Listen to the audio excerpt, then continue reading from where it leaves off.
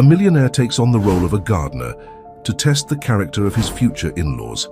Met with hostility and challenges, he discovers a house filled with secrets and tensions. The heiress, unaware of his true identity, begins to form unexpected bonds with him. The millionaire was horrified by what he witnessed in that house.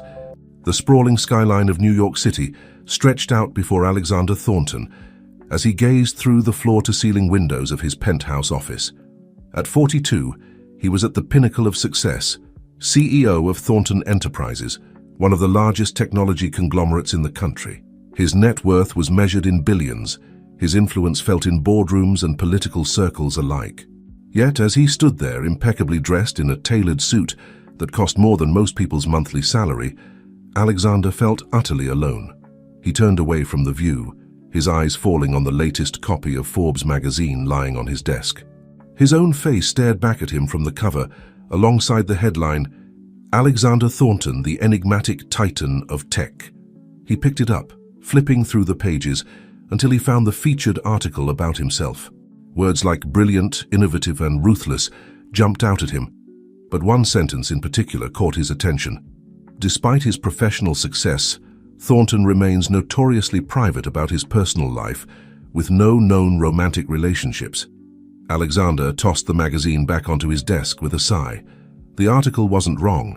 His last relationship had ended over 2 years ago, a brief and ultimately unfulfilling affair with a fellow CEO who seemed more interested in merging their companies than their lives.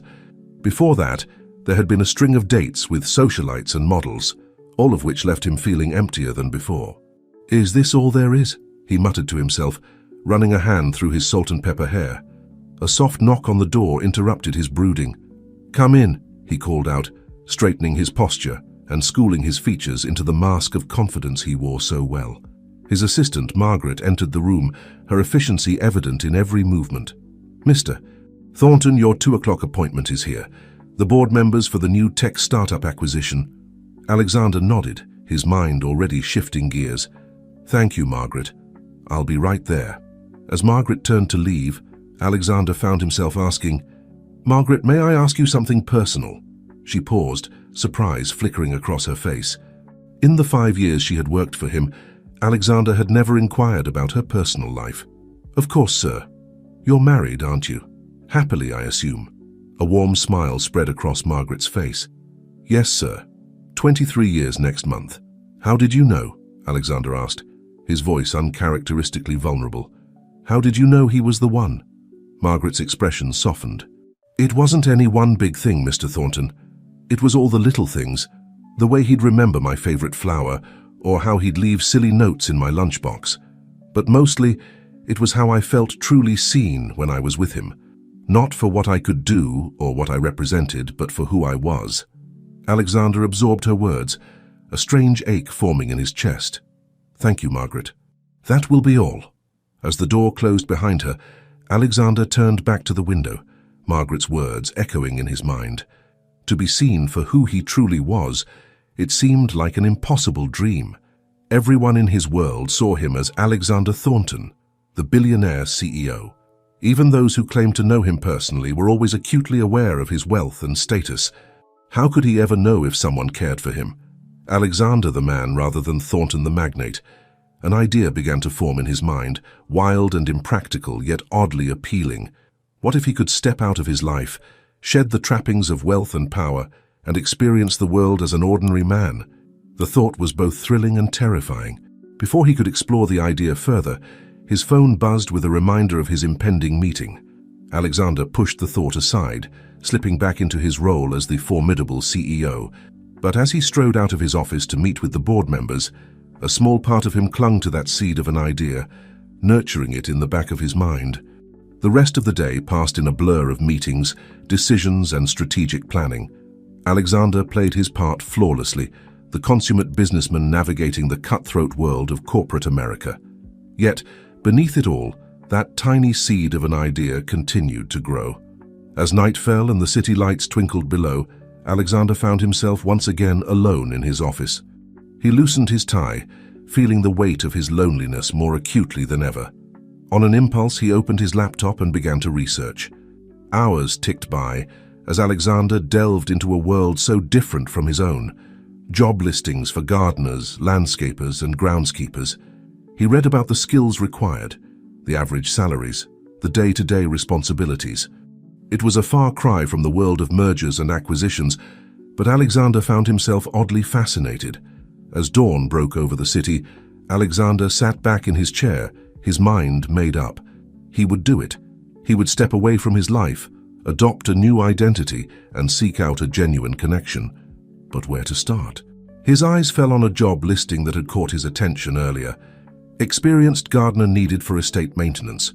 The posting was for a position at the Hawthorne estate in the Hamptons, owned by the prominent Hawthorne family. Alexander had crossed paths with Jonathan Hawthorne, the family patriarch, at various charity events over the years. He recalled that Hawthorne had a daughter around Alexander's age, though they had never been formally introduced. With a mix of excitement and trepidation, Alexander began to formulate his plan. He would apply for the position, using a false identity and background. It would be a challenge, but Alexander had never been one to shy away from those. This would be his chance to experience life from a completely different perspective, to form connections based on who he was, rather than what he owned. As he began to draft his application, Alexander felt a surge of energy he hadn't experienced in years. For the first time in a long time, he felt truly alive. Whatever came next, he knew his life was about to change dramatically. Little did he know just how profound that change would be, or the challenges and heartache that lay ahead on his journey to find true love and acceptance. The warm June sun beat down on Alexander as he stood at the imposing wrought-iron gates of the Hawthorne estate. Gone was the tailored suit, replaced by well-worn jeans and a simple blue work shirt. His normally clean-shaven face now sported a week's worth of stubble, and his carefully styled hair was hidden beneath a worn baseball cap. In his calloused hands, the result of weeks of intensive preparation, he clutched a battered leather satchel containing his credentials and a few personal items. As he pressed the intercom button, Alexander took a deep breath, steeling himself for what lay ahead. This was it, the moment his plan would be put to the test. Would his deception hold up under scrutiny? Yes? A clipped, impatient voice crackled through the speaker. "Good morning," Alexander replied, adopting the slight southern drawl he'd been practicing. "My name's Alex Thompson. I'm here about the gardening position." There was a pause, then a buzz as the gates slowly swung open. "Come to the main house," the voice instructed curtly. Alexander, now Alex, walked up the long, winding driveway, taking in the meticulously landscaped grounds. His trained eye could spot the areas that needed attention, overgrown hedges here, wilting flowers there. Despite his nervousness, he felt a spark of excitement at the prospect of working with his hands, of nurturing life from the earth. As he approached the mansion, Alex's steps faltered. The house was even more impressive up close. A sprawling, three-story edifice of gleaming white stone and expansive windows. It was a stark reminder of the world he was leaving behind, and for a moment doubt crept in. Was he really prepared to live this lie? Before he could reconsider, the massive front door swung open. A stern-faced woman in her early 60s emerged, her silver hair pulled back in a tight bun, her crisp linen suit a testament to wealth and taste. "Mr. Thompson, I presume," she said, her tone making it clear that his presence was barely tolerated. "Yes, ma'am," Alex replied, doffing his cap politely. "Pleased to meet you." "I am Mrs. Hawthorne," she said, looking him up and down with barely concealed disdain. "You're here about the gardening position. Follow me." Without waiting for a response, she turned on her heel and strode back into the house. Alex hurried after her, trying not to gawk at the opulent interior. Crystal chandeliers, priceless artwork, and antique furniture filled every room they passed through. It was a level of luxury Alex was accustomed to, but seeing it through the eyes of his new persona was a jarring experience. Mrs. Hawthorne led him to a sun-drenched conservatory at the back of the house. A man in his mid-60s sat at a desk, poring over some papers. He looked up as they entered, his shrewd eyes assessing Alex in an instant. "Jonathan, this is the applicant for the gardening position," Mrs. Hawthorne said, her tone suggesting she'd rather be introducing a stray dog. Jonathan Hawthorne stood extending his hand. "Alex Thompson, was it? I'm Jonathan Hawthorne. Your references were adequate. Tell me, what experience do you have with estate management? Alex launched into the carefully crafted backstory he'd prepared. He spoke of years working on large estates in Georgia and the Carolinas, dropping in details about specific plants and techniques he'd researched extensively. As he talked, he could see a glimmer of approval in Jonathan's eyes, while Mrs. Hawthorne's frown only deepened. "Well, you certainly seem knowledgeable," Jonathan said when Alex finished. "But knowledge isn't everything. Are you prepared for the level of commitment this job requires? We expect nothing less than perfection here at Hawthorne Estate." "Yes, sir," Alex replied earnestly. "I'm ready to put in whatever work is necessary to meet your standards." Jonathan nodded, seemingly satisfied. "Very well. You'll start immediately. Mrs. Collins, our housekeeper, will show you to your quarters and give you a tour of the grounds." As if on cue, a kind-faced woman in her 50s appeared at the conservatory door. "This way, Mr. Thompson," she said with a warm smile. As Alex turned to follow her, Mrs. Hawthorne's voice stopped him cold. "One more thing, Mr. Thompson. We expect our staff to know their place. You're here to tend the gardens, nothing more. Is that clear?" Alex felt a flash of indignation at her tone, but quickly suppressed it. "Crystal clear, ma'am," he said, tipping his hat once more before following Mrs. Collins out. As they walked through the expansive grounds, Mrs. Collins filled Alex in on the estate's history and the family's expectations. Alex listened attentively, but his mind was racing. The Hawthornes were every bit as demanding and status-obsessed as he'd anticipated. This charade would be more challenging than he'd imagined.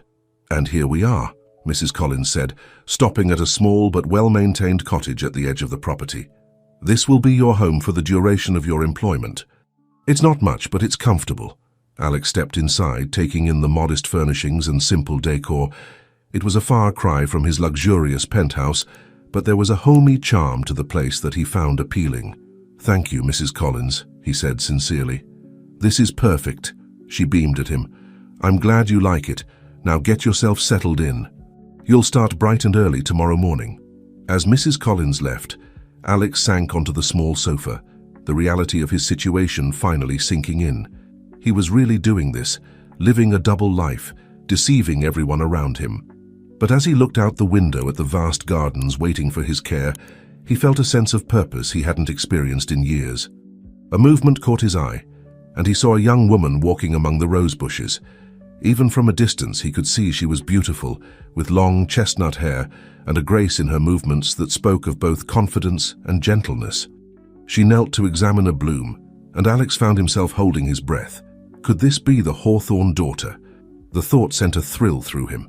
This was why he was here, after all, to find a genuine connection, to be loved for who he was, not what he owned. As the woman stood and walked out of sight, Alex felt a mix of excitement and trepidation. Tomorrow, he would begin his new life as Alex Thompson, gardener. It would be challenging, humbling, and possibly heartbreaking. But as he unpacked his meager belongings, he knew one thing for certain: his life would never be the same again. Little did Alex know that the seeds of love, deception, and self-discovery he was planting would grow into a garden more wild and beautiful than he could have ever imagined. The shrill cry of an alarm clock pierced the pre-dawn silence, startling Alex from his restless sleep. For a moment, he lay disoriented in the unfamiliar bed, the events of the previous day rushing back to him. He wasn't in his plush penthouse anymore. He was Alex Thompson, the new gardener at Hawthorne Estate. With a groan, he dragged himself out of bed, his muscles protesting from the unaccustomed softness of the mattress. As he splashed cold water on his face, Alex caught sight of his reflection in the small bathroom mirror. The face staring back at him was a far cry from the polished CEO he'd been just days ago. Stubble shadowed his jaw, and there were dark circles under his eyes from a night of tossing and turning. "You wanted this?" he reminded himself sternly. "Time to prove you're more than just a suit and a bank account." Dressed in work boots, jeans, and a faded t-shirt, Alex made his way to the garden shed where Mrs. Collins had told him he'd find his tools and instructions. The air was crisp and cool, heavy with dew, and Alex found himself appreciating the quiet beauty of the early morning in a way he never had before. At the shed, he found a note pinned to the door. "Mr. Thompson, your first task is to prune the rose garden and prepare the soil for new plantings. Tools are inside. Mrs. Hawthorne expects the job completed by noon. Mrs. Collins. Alex's brow furrowed as he read the note. Pruning an entire rose garden in just a few hours? It seemed like an impossible task. But he was determined to prove himself, to show that he was capable of hard work and dedication. For the next several hours, Alex threw himself into the task with a vigor that surprised even him. He carefully pruned each rose bush, remembering the techniques he'd studied so diligently. His hands, soft from years of office work, soon became scratched and sore from the thorns, but he pressed on, determined not to let a few cuts slow him down. As the sun climbed higher in the sky, Alex became aware of eyes on him. He looked up to see Mrs. Hawthorne watching from a second-story window, her expression unreadable.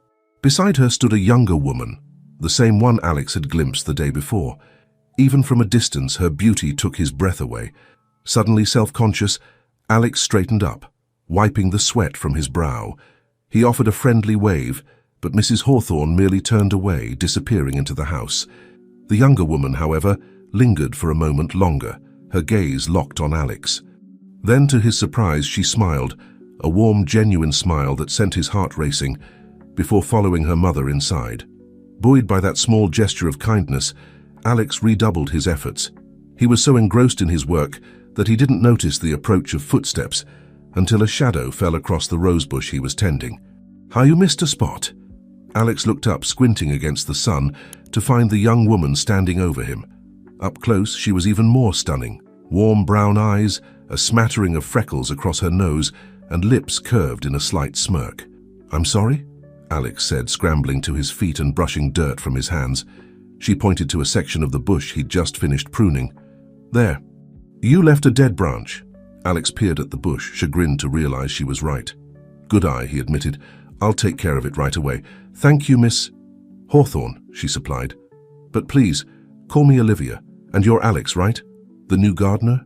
"That's right," Alex nodded, trying to ignore the way his pulse quickened at her smile. "It's a pleasure to meet you, Olivia." "So, Alex," Olivia said, her eyes twinkling with curiosity, "what brings you to Hawthorne Estate? You don't seem like the typical gardener my parents usually hire." Alex tensed, worried his cover might already be blown. "Oh, what makes you say that?" Olivia shrugged, her gaze appraising. "Just a feeling. There's something different about you. More, I don't know, worldly, I guess." Thinking quickly, Alex gave a self-deprecating chuckle. "Well, I've certainly seen my fair share of the world, worked on estates all over the South, but at the end of the day, I'm just a simple guy who loves working with plants." "Is that so?" Olivia mused, seeming unconvinced but not unfriendly. "Well, I look forward to getting to know you better, Alex. Maybe you can tell me about some of those estates you've worked on." Before Alex could respond, a sharp voice cut through the air. "Olivia, what are you doing?" Mrs. Hawthorne strode across the lawn, her heels sinking slightly into the soft grass. Her eyes darted between her daughter and Alex, narrowing with suspicion. "Just chatting with our new gardener, Mother," Olivia said, her voice taking on a cool edge that hadn't been there moments before. "I'm sure Mr. Thompson has better things to do than chat," Mrs. Hawthorne said dismissively. "Don't you have work to finish?" This last part was directed at Alex, her tone leaving no room for argument. "Yes, ma'am," Alex said, ducking his head respectfully. "I'll get right back to it." Mrs. Hawthorne nodded curtly, then turned to her daughter. "Come along, Olivia. We have the charity luncheon to prepare for." As they walked away, Alex couldn't help but overhear their whispered conversation. "Really, Olivia," Mrs. Hawthorne was saying, "I don't know what's gotten into you lately. First, you refused to entertain Robert Wainwright's perfectly reasonable proposal, and now I find you fraternizing with the help." "Mother, please," Olivia sighed, her voice tinged with exasperation. "Robert is a pompous bore, and I was merely being polite to our new employee. Is that such a crime?" Their voices faded as they entered the house, leaving Alex alone with his thoughts. So Olivia was being pressured into a relationship with someone else. The thought sent an unexpected pang through his chest. He shook his head, trying to clear it. He was here to find genuine connection, not to get caught up in family drama. As the day wore on, Alex continued his work, pushing his body to its limits. By the time the sun began to set, he had not only finished pruning the rose garden, but had also prepared the soil for new plantings, just as the note had instructed. Exhausted but oddly satisfied, Alex made his way back to his cottage. As he passed the main house, he caught sight of Olivia through a window. She was dressed elegantly, clearly ready for some social event, but her expression was one of barely concealed boredom as she listened to a man in the expensive suit. Robert Wainwright, Alex presumed. Their eyes met for a brief moment, and Olivia's face lit up with a small, secret smile. She gave him a tiny wave, which Alex returned, feeling a warmth spread through his chest that had nothing to do with his day of hard labor. As he collapsed onto his bed that night, muscles aching and hands stinging from a day of unaccustomed work, Alex found himself smiling. It had been a challenging day, full of backbreaking labor and navigating complex social dynamics. But for the first time in years, he felt truly alive. Little did he know that this was just the beginning of a journey that would test him in ways he never imagined, forcing him to confront not just the Hawthorns' prejudices, but his own as well. As he drifted off to sleep, Alex's dreams were filled with warm brown eyes and the sweet scent of roses. As the days turned into weeks, Alex settled into a rhythm at Hawthorn Estate. Each morning he rose before dawn, his body gradually adjusting to the physical demands of his new life. The blisters on his hands hardened into calluses, and muscles he didn't even know he had grew stronger. Despite the grueling work, Alex found himself enjoying the tangible results of his labor. The meticulously manicured lawns, the vibrant flower beds, the perfectly trimmed hedges. However, not everything was coming up roses. Mrs. Hawthorn seemed determined to make Alex's life as difficult as possible. She would often change his tasks at the last minute, criticize his work for the smallest imperfections, and pile on extra duties with impossible deadlines. One particularly sweltering afternoon, Alex was on his hands and knees, painstakingly weeding an expansive flower bed, when Mrs. Hawthorn's sharp voice cut through the air. "Mr. Thompson, I thought I made it clear that the topiary needed to be shaped today." Alex looked up, squinting against the sun. "Yes, ma'am. I was planning to do that after I finished with the weeding, as per the schedule Mrs. Collins gave me." Mrs. Hawthorn's lips thinned into a disapproving line. "Plans change, Mr. Thompson. The Wainwrights are coming for dinner tonight, and I won't have them seeing unkempt shrubbery. The weeding can wait." As she turned to leave, she paused, her eyes falling on a small patch of dandelions near the edge of the lawn. "And do take care of those unsightly weeds. Really, Mr. Thompson, I'm beginning to wonder if you're truly as experienced as your references claimed." Alex bit back a retort, reminding himself of his purpose here. "Right away, Mrs. Hawthorn. I'll have it all done before the guests arrive." As Mrs. Hawthorn walked away, Alex heard a soft chuckle behind him. He turned to see Olivia leaning against a nearby tree, an amused smile playing on her lips. "You know," she said, approaching him, "I'm impressed by your patience. Most of our gardeners would have quit by now, given how Mother treats them." Alex shrugged, trying to ignore the way his heart raced at her presence. "It's all part of the job. Besides, I've dealt with far worse in my time." Olivia raised an eyebrow, her curiosity piqued. "Oh? Do tell." For a moment, Alex panicked, worried he might have said too much, but then he remembered his carefully crafted backstory and relaxed. "Well, there was this one time in South Carolina. The lady of the house was convinced that her prize-winning orchids needed to be watered with champagne. Nearly drove me to drink myself." Olivia laughed, a melodious sound that sent warmth spreading through Alex's chest. "Well, I can assure you that Mother hasn't resorted to wasting good champagne on plants. Yet."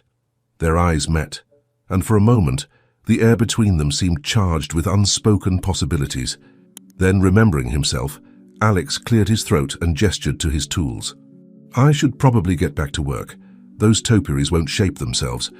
Olivia nodded, a flicker of disappointment crossing her face. "Of course. Don't let me keep you." She turned to leave, but then paused, looking back at him. "Oh, and Alex? Don't let Mother get to you. Your work is beautiful." As she walked away, Alex found himself staring after her, a mix of emotions swirling in his chest. He was here to find genuine connection, yes, but he hadn't anticipated the complications of developing feelings for someone so far removed from his real world. Shaking off his reverie, Alex threw himself into his work with renewed vigor. He shaped the topiaries with meticulous care, turning the shrubs into elegant animal shapes, that would have impressed even the most discerning eye. As the sun began to set, he finally stepped back to admire his handiwork, his shirt soaked with sweat and his muscles aching. Just then, a sleek sports car pulled up the driveway, its engine purring. A tall, handsome man in his early 30s stepped out, adjusting his designer suit. This must be Robert Wainwright, Alex realized, feeling an unexpected pang of jealousy. Robert's eyes swept over the grounds, barely registering Alex's presence, but then his gaze fell on the freshly shaped topiaries, and a frown creased his brow. "You there, gardener?" he called out imperiously. "What have you done to these shrubs?" Alex straightened up, wiping his hands on his jeans. "I shaped them as Mrs. Hawthorne requested, sir. Is there a problem?" Robert approached, his nose wrinkling slightly, as if offended by Alex's sweaty appearance. "These shapes are all wrong. The Hawthorns always have their topiaries in geometric shapes, not whatever these are supposed to be." Before Alex could respond, Olivia's voice rang out from the front steps. "Actually, Robert, I asked for the change. I thought it might be nice to try something different for a change." Robert's demeanor instantly changed, a charming smile replacing his frown as he turned to Olivia.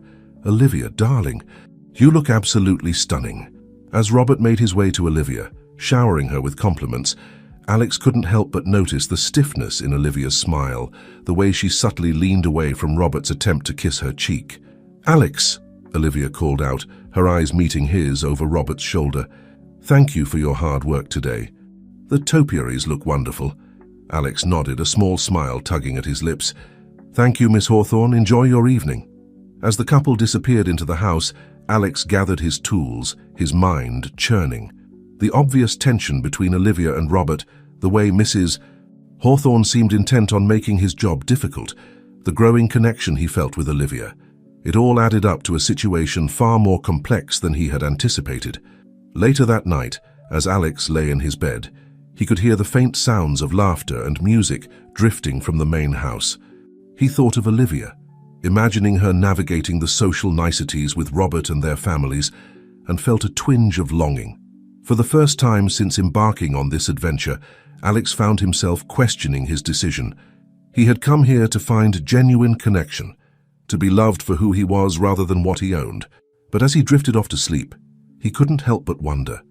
In creating this new identity, had he merely traded one mask for another? Little did Alex know that the events set in motion that evening would soon force him to confront not just his growing feelings for Olivia, but the very foundations of the deception he had built his new life upon. As the cricket's song filled the night air, the seeds of both love and conflict continued to grow, promising a harvest that would change everything at Hawthorne Estate. The following weeks brought a flurry of activity to Hawthorne Estate. Preparations were underway for the annual Midsummer Gala, a charity event that brought together the crème de la crème of Hampton society. For Alex, this meant even longer hours and more demanding tasks, as Mrs. Hawthorne insisted on having the grounds in immaculate condition. One particularly humid morning, Alex was busy planting a new row of hydrangeas when he noticed Olivia approaching, a troubled expression on her face. She was clutching a leather-bound book to her chest, her knuckles white with tension. "Good morning, Miss Hawthorne," Alex called out, straightening up and wiping the sweat from his brow. "Is everything all right?" Olivia glanced around nervously before stepping closer. "Alex, I need your help with something, but you have to promise to keep it a secret." Intrigued and a little concerned, Alex nodded. "Of course." "What's going on?" Olivia hesitated for a moment, then thrust the book into his hands. "I found this in my father's study. It's a journal that belonged to my great-grandfather. I think there might be something valuable buried on the grounds." Alex's eyebrows shot up in surprise. "Buried treasure, are you sure?" "Not exactly treasure," Olivia explained, lowering her voice. "But look at this entry." She flipped open the journal to a marked page.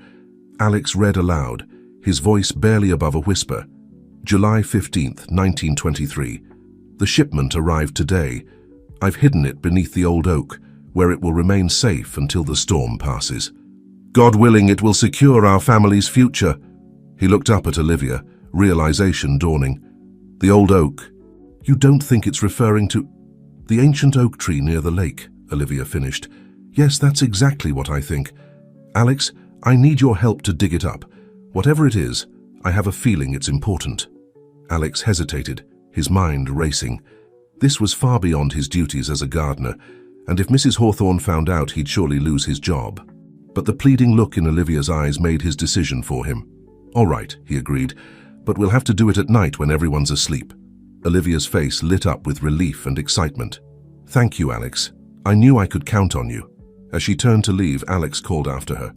"Olivia, wait, why me? Why not ask Robert or one of your friends for help?" Olivia paused, a soft smile playing on her lips. "Because I trust you, Alex. There's something about you. I feel like I can be myself around you." With that, she hurried back to the house, leaving Alex with a warmth in his chest that had nothing to do with the summer heat. That night, under the cover of darkness, Alex and Olivia made their way to the old oak tree. Armed with shovels and flashlights, they began to dig, the only sounds the chirping of crickets and their own labored breathing. After what felt like hours, Alex's shovel hit something solid. "I think I found something," he whispered excitedly. Together, they carefully unearthed a small metal box. With trembling hands, Olivia opened it, gasping at its contents. Inside were stacks of letters, old photographs, and a small velvet pouch. As Olivia began to read one of the letters, her face paled in the dim light of the flashlight. "Alex," she said, her voice shaking, "these are love letters between my great-grandfather and a man named Thomas."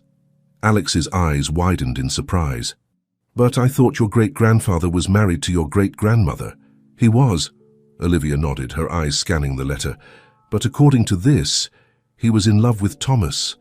They had to keep their relationship a secret because of the times they lived in."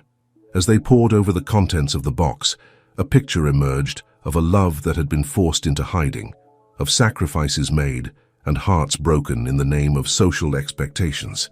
The shipment mentioned in the journal, Olivia realized. It must have been these letters and mementos. He hid them here to keep them safe. Alex watched as Olivia's eyes filled with tears. Without thinking, he reached out and took her hand, squeezing it gently. "Are you okay?" he asked softly. Olivia looked up at him, her eyes shining in the moonlight. "I'm just overwhelmed. All this time there was this huge secret in my family's history. It makes me wonder what other truths have been buried." As they sat there, hands entwined, surrounded by the echoes of a long-hidden love, Alex felt a surge of guilt. Here was Olivia, trusting him with her family's secrets, while he continued to hide his true identity from her. "Olivia," he began, his heart pounding, "there's something I need to tell you." But before he could continue, a twig snapped nearby, making them both jump. Alex quickly doused the flashlight, pulling Olivia behind the tree. In the dim moonlight, they saw a figure moving through the gardens, Mrs. Hawthorne making one of her routine night checks of the grounds. Alex and Olivia held their breath, pressed close together behind the oak tree. Alex was acutely aware of Olivia's proximity, the scent of her perfume, the warmth of her body against his. For a moment, the world seemed to narrow to just the two of them. As Mrs. Hawthorne's footsteps faded into the distance, Olivia let out a shaky laugh. "That was close," she whispered. Alex nodded, reluctantly stepping back. "We should probably head back, it's getting late."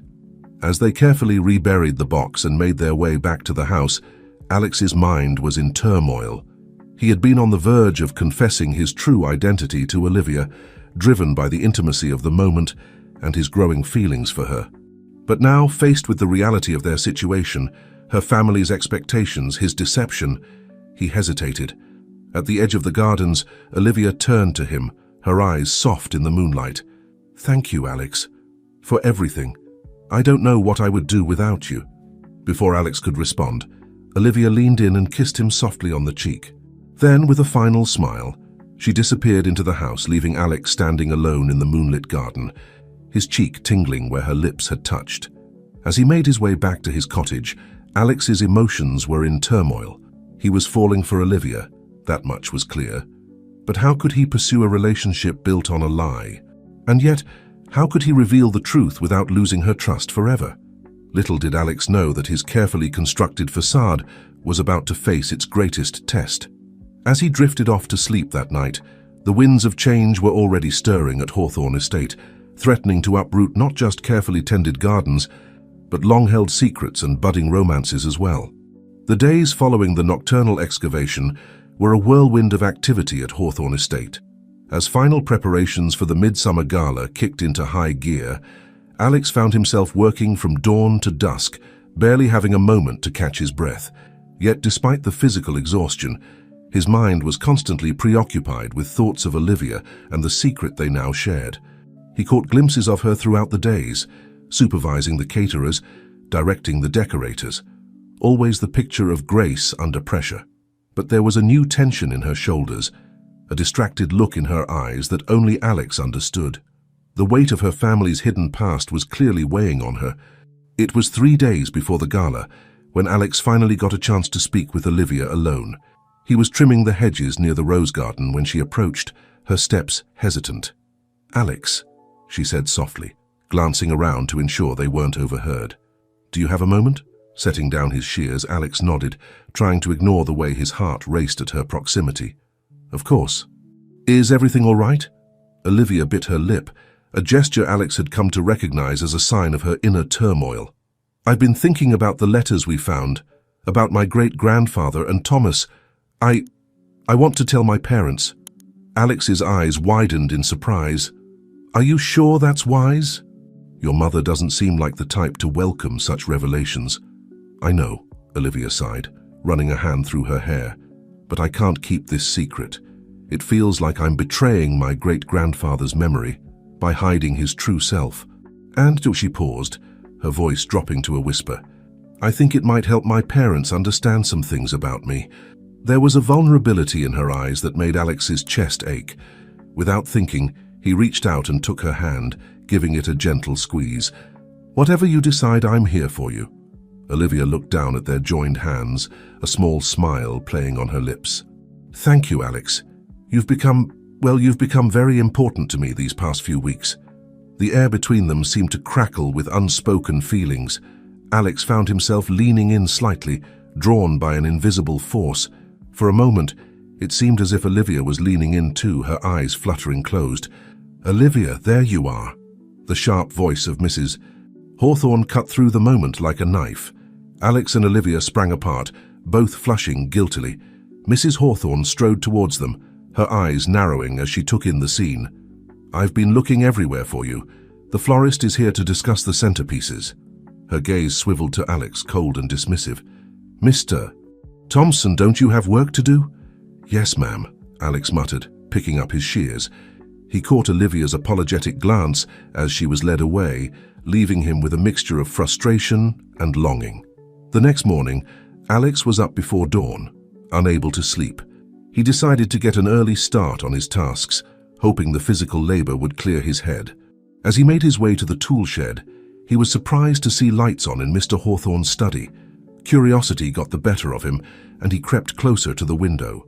Inside, he could see Olivia standing before her father's desk, the box of letters clutched in her hands.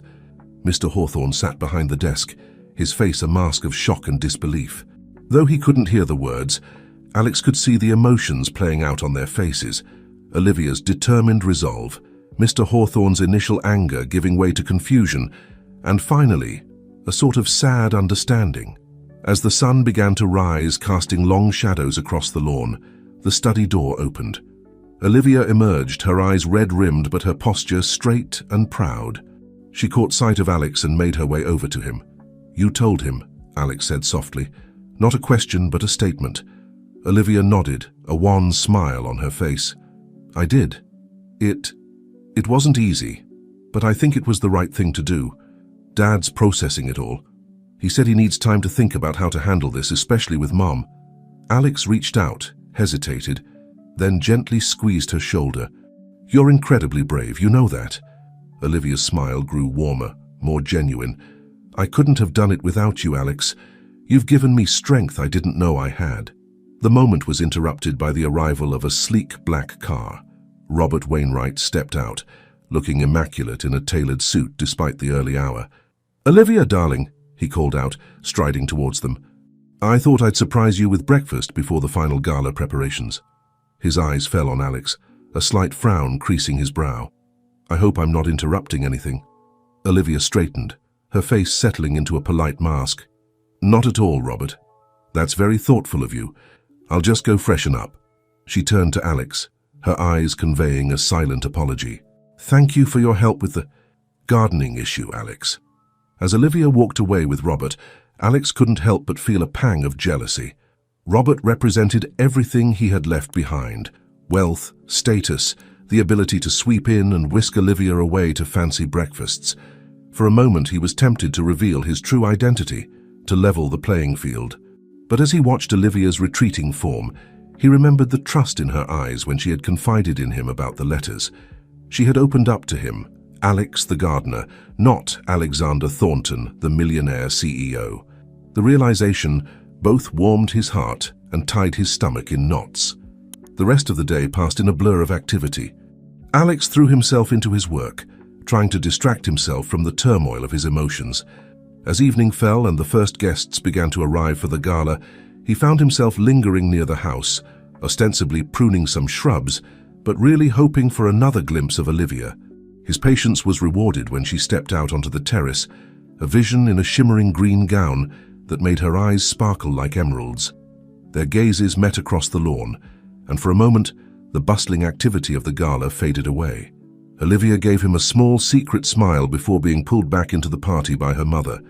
As Alex watched her disappear into the glittering crowd, he made a decision. He couldn't continue this charade any longer. After the gala, he would tell Olivia the truth about who he really was. He only hoped that the connection they had forged would be strong enough to withstand the revelation of his deception. Little did Alex know that fate had other plans. As the music and laughter from the gala drifted across the grounds, events were already in motion that would force his hand and test not just his relationship with Olivia, but the very foundations of the new life he had built at Hawthorne Estate.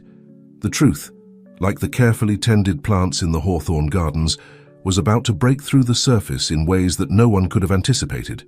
The Midsummer Gala was in full swing, transforming Hawthorne Estate into a glittering wonderland. Strings of twinkling lights illuminated the gardens, turning the carefully manicured grounds into a fairy tale setting. The air was filled with the soft strains of a string quartet, punctuated by the gentle clinking of champagne glasses and the murmur of polite conversation. Alex, dressed in his gardener's uniform, stood at the edge of the festivities, ostensibly there to tend to any last-minute landscaping emergencies. In reality, his eyes were constantly searching the crowd for a glimpse of Olivia.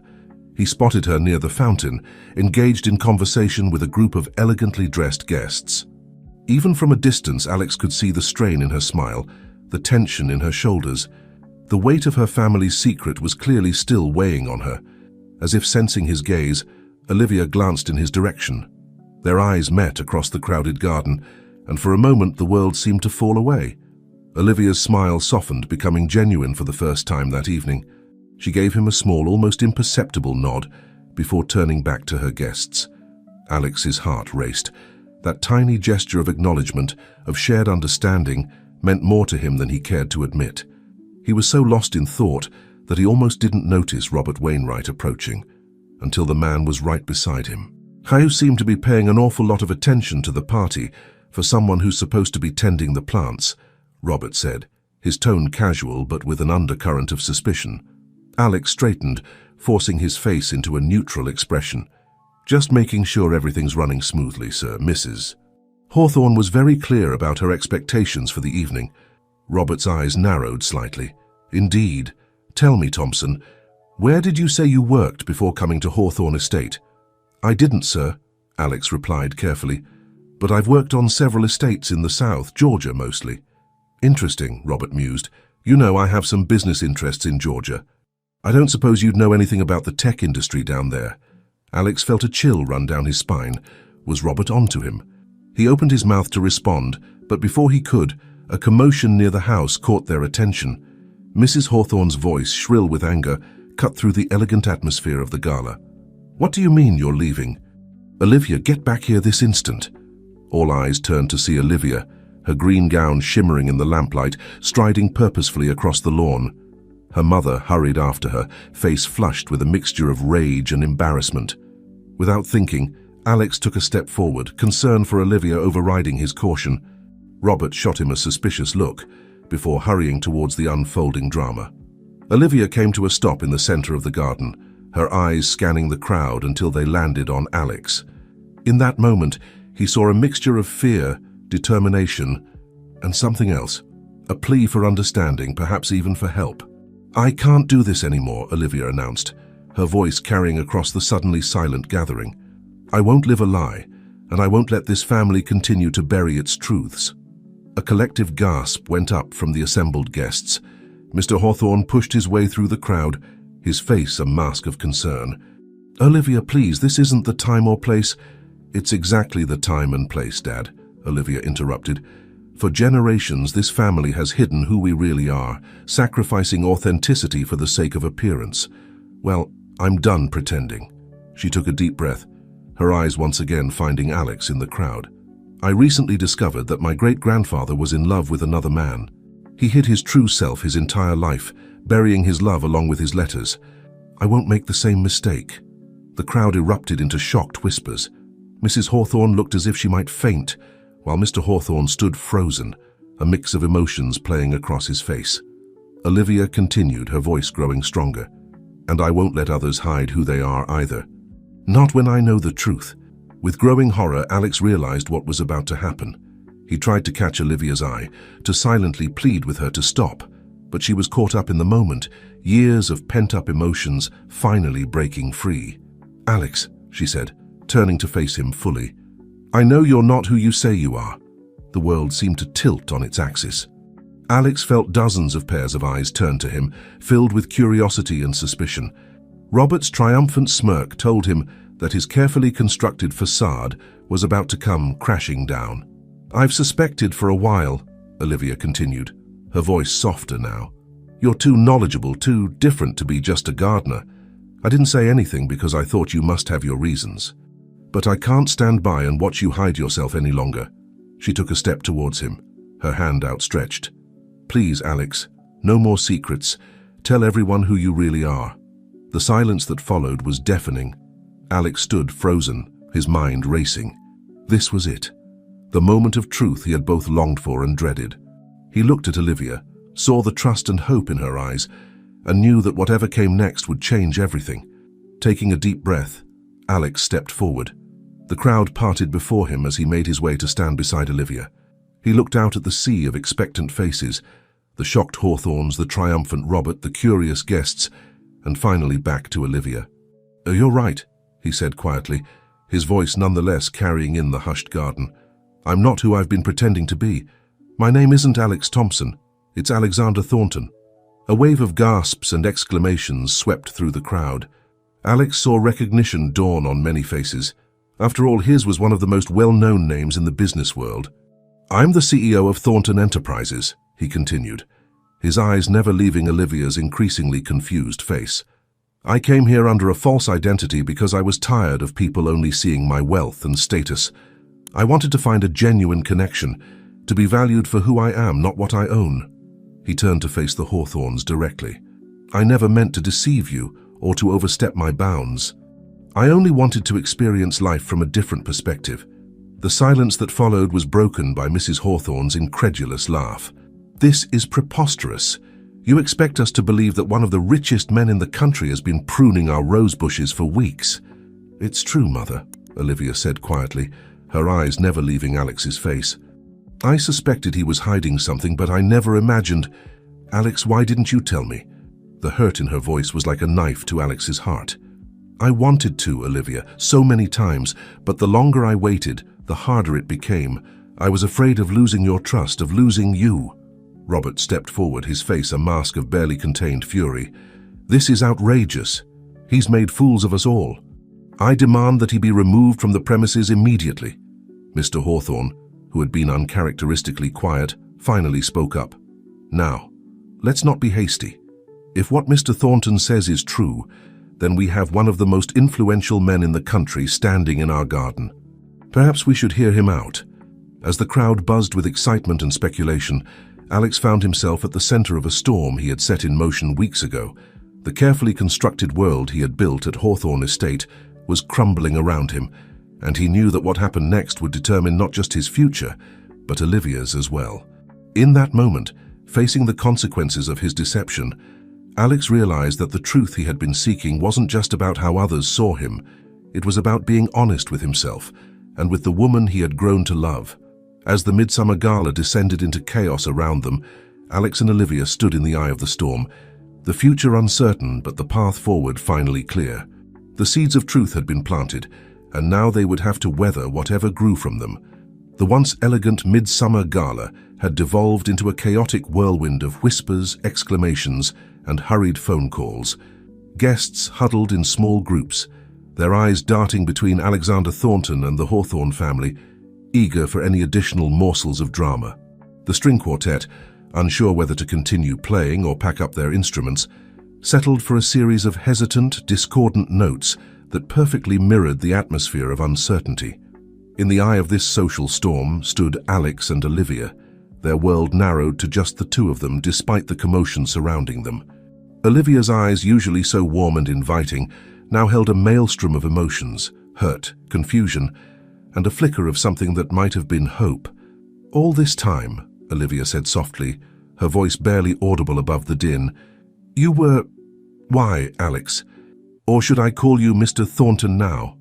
Alex felt a pang in his chest at the formality in her tone. "Please don't. I'm still me, Olivia. The man you've known these past weeks. That's the real me, more than the CEO ever was." Before Olivia could respond, Mrs. Hawthorne swooped in, her face a mask of forced cordiality, barely concealing her anger and embarrassment. "Mr. Thornton," she said, her voice dripping with saccharine sweetness, "perhaps we should continue this fascinating conversation inside.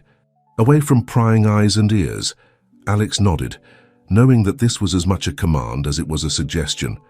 As Mrs. Hawthorne led them towards the house, he caught sight of Robert Wainwright, whose triumphant smirk had been replaced by a calculating frown. Alex had no doubt that Robert was already considering how to turn this situation to his advantage. Inside Mr. Hawthorne's study, the atmosphere was thick with tension. Mr. Hawthorne sat behind his imposing oak desk, his fingers steepled in front of him, as he regarded Alex with a mixture of curiosity and wariness. Mrs. Hawthorne paced by the fireplace, her heels clicking an agitated rhythm on the hardwood floor. Olivia stood by the window, her back to the room, her arms wrapped tightly around herself. "Well, Mr. Thornton," Mr. Hawthorne began, breaking the uncomfortable silence, "I believe you owe us an explanation." Alex took a deep breath, gathering his thoughts. "You're right, I do. As I said outside, I came here looking for something genuine. In my world, the world of boardrooms and billion-dollar deals, it's hard to know who to trust, who sees you for who you are rather than what you can offer them." He glanced at Olivia, willing her to understand. "I never meant for it to go this far. But the more time I spent here, the more I realized that this, being Alex the gardener, felt more real than anything I'd experienced in years." Mrs. Hawthorne let out a derisive snort. "Oh, please. Are we supposed to believe that one of the richest men in the country came here to play in the dirt and find himself? This is preposterous." "Is it, though?" Mr. Hawthorne said quietly, surprising everyone in the room. "Think about it, my dear. If you had the means to step away from it all, to see how the other half lives, wouldn't you be curious?" Mrs. Hawthorne opened her mouth to protest, then closed it again, looking thoughtful for the first time since the revelation. Olivia finally turned from the window, her eyes meeting Alex's. "You lied to us." "To me, how can I trust anything you've said or done?" The pain in her voice cut Alex to the core. "Olivia, He was interrupted by a sharp knock on the door. Without waiting for a response, Robert Wainwright strode in, his face a mask of concern. "I apologize for the interruption," he said smoothly, though his tone suggested he was anything but sorry. "But I felt it was important to be here for this discussion. After all, I've been courting Olivia for months now. I believe I have a stake in this situation." Alex felt a surge of irritation at Robert's presumption, but he kept his face neutral. This wasn't the time to let his emotions get the better of him. Mr. Hawthorne sighed, gesturing for Robert to take a seat. "Very well. Now, Mr. Thornton, please continue. What exactly are your intentions here?" Alex straightened, knowing that his next words could determine not just his future but Olivia's as well. "My intentions?" Initially, they were simply to experience life from a different perspective. But now, he turned to face Olivia directly. "Now, my intention is to ask for a chance A chance to show you that the man you've come to know these past weeks is the real me. A chance to explore whatever it is that's been growing between us, without the barriers of wealth or status." Robert scoffed. "This is absurd. Olivia, surely you're not considering—" "That's enough, Robert," Olivia said sharply, surprising everyone in the room. She turned to Alex, her expression unreadable. "You say you want a chance, but how can I be sure this isn't just another game to you? How do I know that the Alex I've come to care for is real?" Alex felt a glimmer of hope at her words. He took a step towards her, his voice low and earnest. "Because the man you've known, the one who listened to your dreams, who worked alongside you in the garden, who held your hand as we uncovered your family's history, that's the man I've always wanted to be. The wealth, the company, they're just trappings. You've seen the real me, Olivia. Flaws and all." A heavy silence fell over the room as everyone waited for Olivia's response. She searched Alex's face, as if trying to reconcile the gardener she'd grown close to with the billionaire CEO standing before her. Finally, she spoke. "I need time. It's too much to process all at once. I think we all need some time to think about what's happened and what it means, Mr." Hawthorne nodded, standing up from behind his desk. "I believe that's wise. Mr. Thornton, I think it's best if you leave the estate for now. We'll be in touch once we've had a chance to discuss this as a family." Alex nodded, understanding that this was the best he could hope for at the moment. As he turned to leave, he caught Olivia's eye one last time. "I meant what I said, Olivia. Every moment with you has been real. I hope you can believe that." With that, he walked out of the study, out of the house, and off the Hawthorne estate. As he made his way down the long driveway, the sounds of the still ongoing gala fading behind him, Alex felt a mixture of dread and hope. He had finally revealed his true identity, but at what cost? As the gates of Hawthorne estate closed behind him, Alex knew that the real test was just beginning. He had sown the seeds of truth, and now he would have to wait and see what would grow from them. Would it be the end of his connection with Olivia, or the beginning of something deeper and more genuine than either of them had ever known? Only time would tell. But one thing was certain. Nothing at Hawthorne estate would ever be the same again. The days following the Midsummer Gala passed in a blur of uncertainty and tension at Hawthorne estate. The once meticulously manicured gardens began to show signs of neglect, mirroring the turmoil within the household. Olivia found herself wandering these overgrown paths, her mind a whirlwind of conflicting emotions. Inside the mansion, the atmosphere was no less fraught.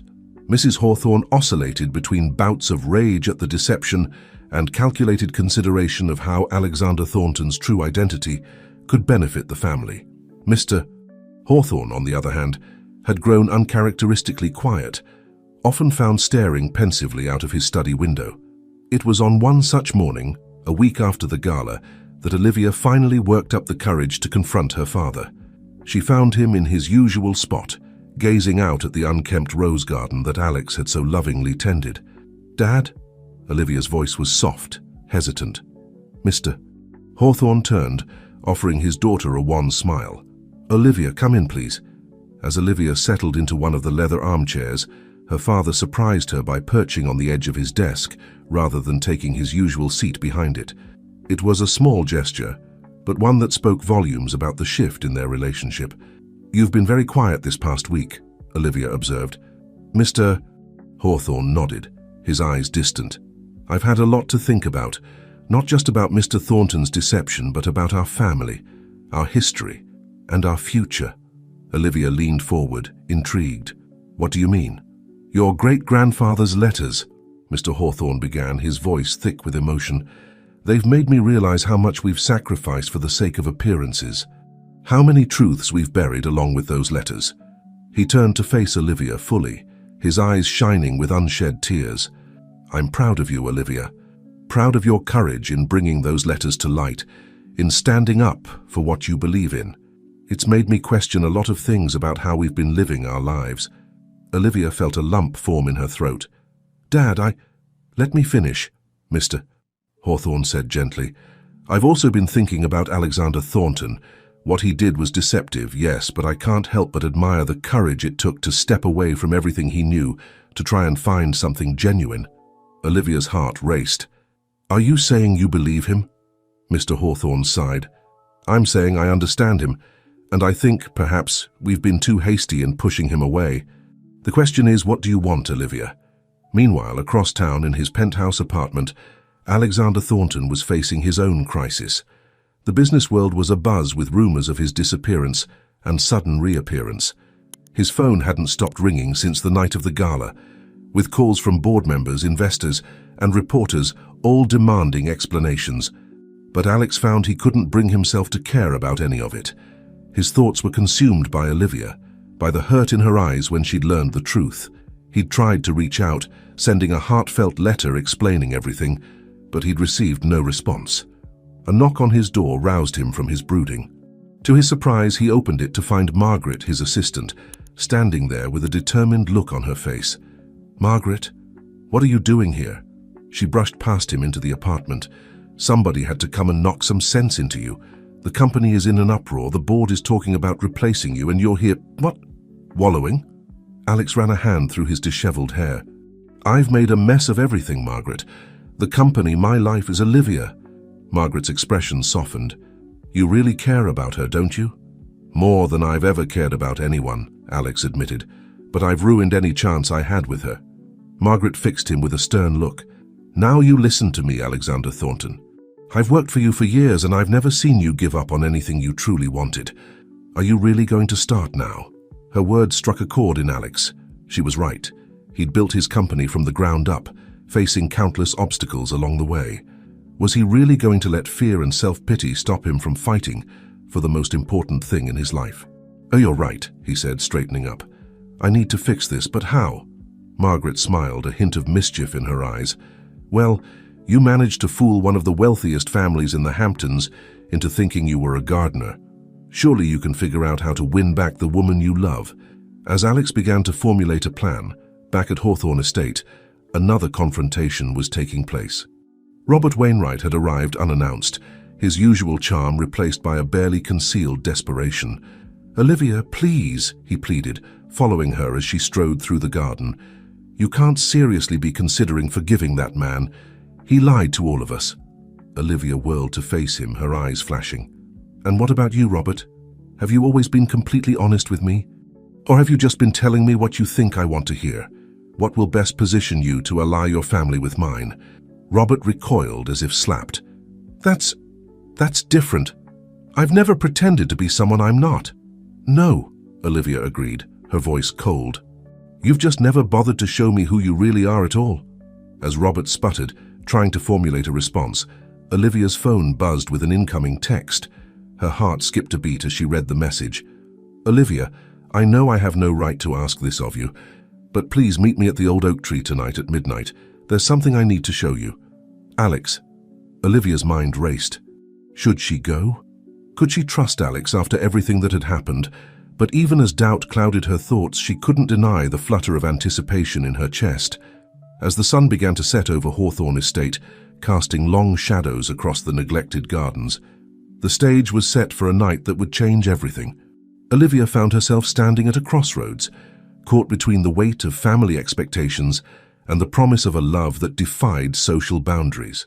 In his penthouse, Alex put the finishing touches on his plan, his heart pounding with equal parts fear and hope.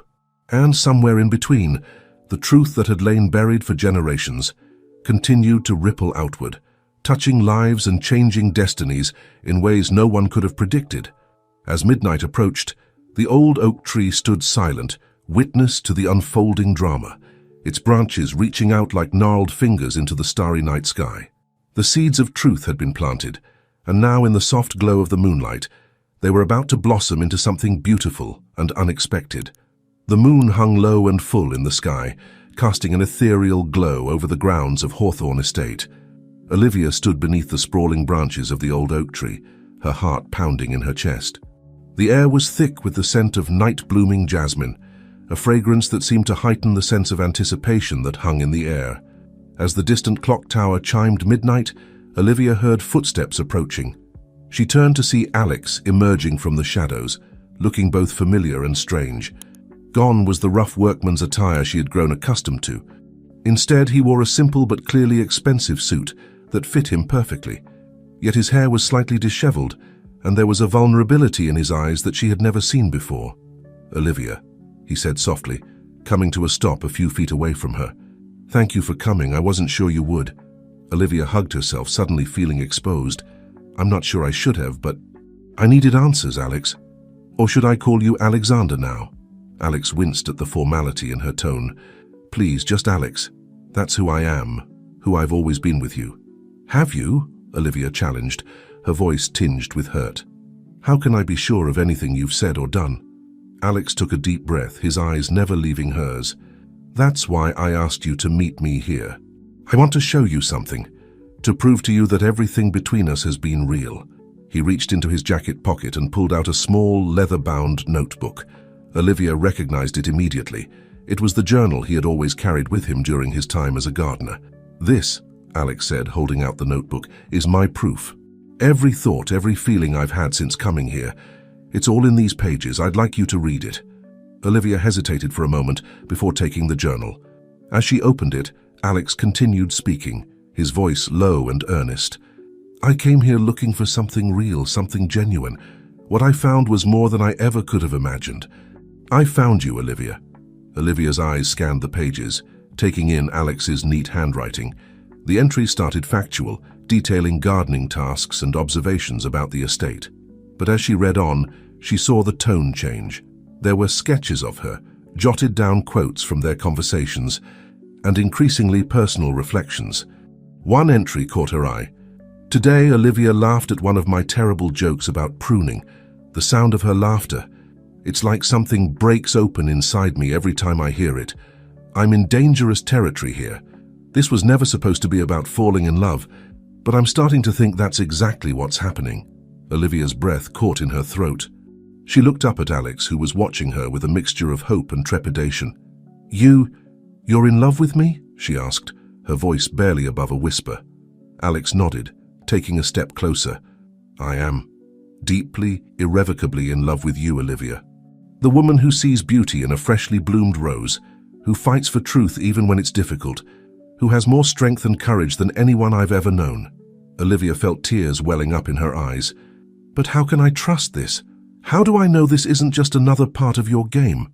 "Because," Alex said, gently taking her hand, "loving you was never part of the plan. It's the truest, most real thing I've ever felt. I came here to find authenticity, and I found it in you." He gestured to the world around them. "All of this, the wealth, the status, it means nothing if I can't share it with someone who sees me for who I really am. And you do, Olivia, you always have." Olivia's mind was reeling. She thought back to all the moments they had shared, working side by side in the garden, their late-night conversations, the way he had supported her when she discovered her family's secret. Had it all been real? As if reading her thoughts, Alex spoke again. "I know I hurt you by not telling you the truth sooner. I was afraid of losing the connection we had, afraid that you would see me differently if you knew who I really was. But I realize now that my fear only made things worse. I'm done hiding, Olivia. I want you to know all of me." Olivia looked into his eyes, searching for any sign of deception, but all she saw was sincerity, vulnerability, and love. I need some time to process all of this," she said finally. "It's a lot to take in." Alex nodded, a flicker of disappointment crossing his face before he schooled his features. "I understand. Take all the time you need. I'll be here, waiting, for as long as it takes." As they stood there, bathed in moonlight under the old oak tree, Olivia felt something shift inside her. The hurt and betrayal she had felt upon learning Alex's true identity began to give way to understanding. She thought about her own family's hidden truths, about the masks they all wore in society. "Alex," she said softly, "I can't promise anything right now, but I'm willing to try to see where this might lead." The hope that bloomed on Alex's face was breathtaking. He lifted her hand to his lips, pressing a gentle kiss to her knuckles. "That's all I ask for, Olivia. A chance to show you that what we have is real." As they stood there, hand in hand beneath the ancient oak, the first light of dawn began to tinge the eastern sky. It was a new day, full of possibilities and challenges. But for the first time since the truth had come to light, both Alex and Olivia felt a sense of hope. They had taken the first step towards healing, towards building something true and lasting. The path ahead would not be easy. There were still family expectations to navigate, societal pressures to overcome, and trust to rebuild. But in that moment, under the fading stars and the watchful gaze of the old oak tree, anything seemed possible. As they walked back towards the house, Olivia's hand still in Alex's, they both knew that this was just the beginning of their story. The seeds of love planted in deception but nurtured by truth were finally beginning to bloom. And like the carefully tended gardens of Hawthorne Estate, this love would require patience, care and dedication to truly flourish.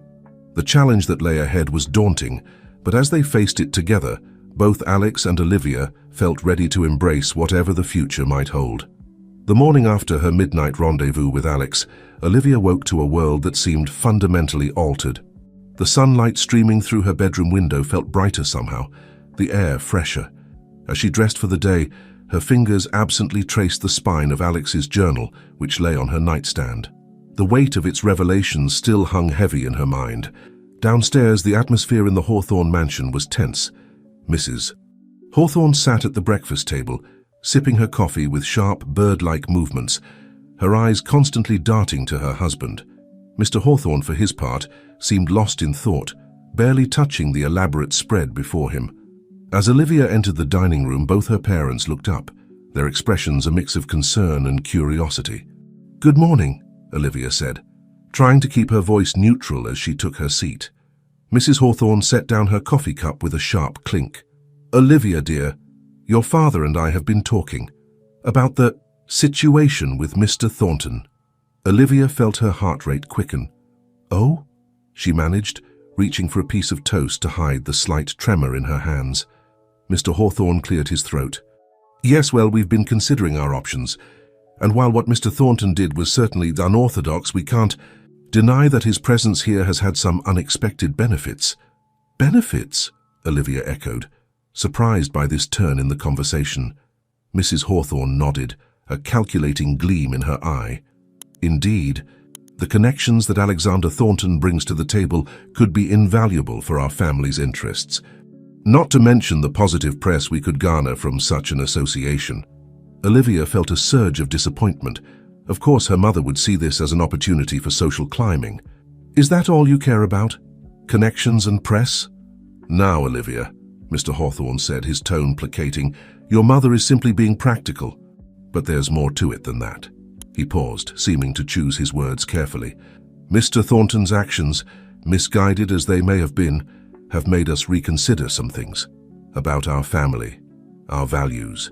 Olivia looked at her father, hardly daring to hope. "What do you mean?" "I mean," Mr. Hawthorne continued, "that perhaps it's time we stopped hiding behind facades.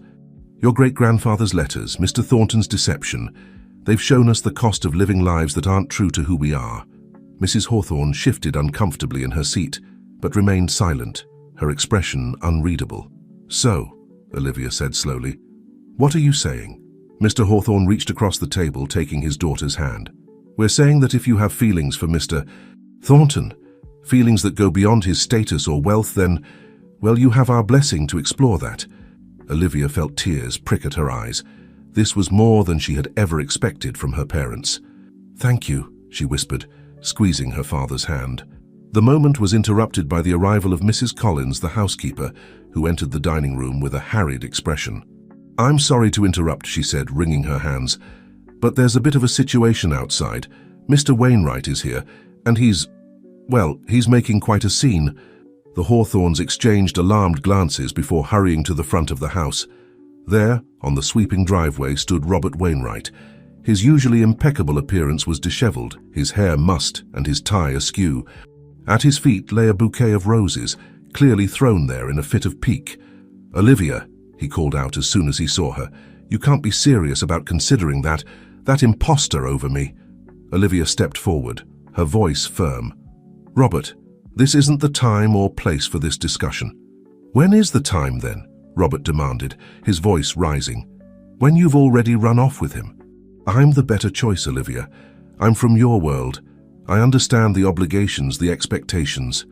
"That's exactly the problem," Olivia replied, surprising herself with her calm.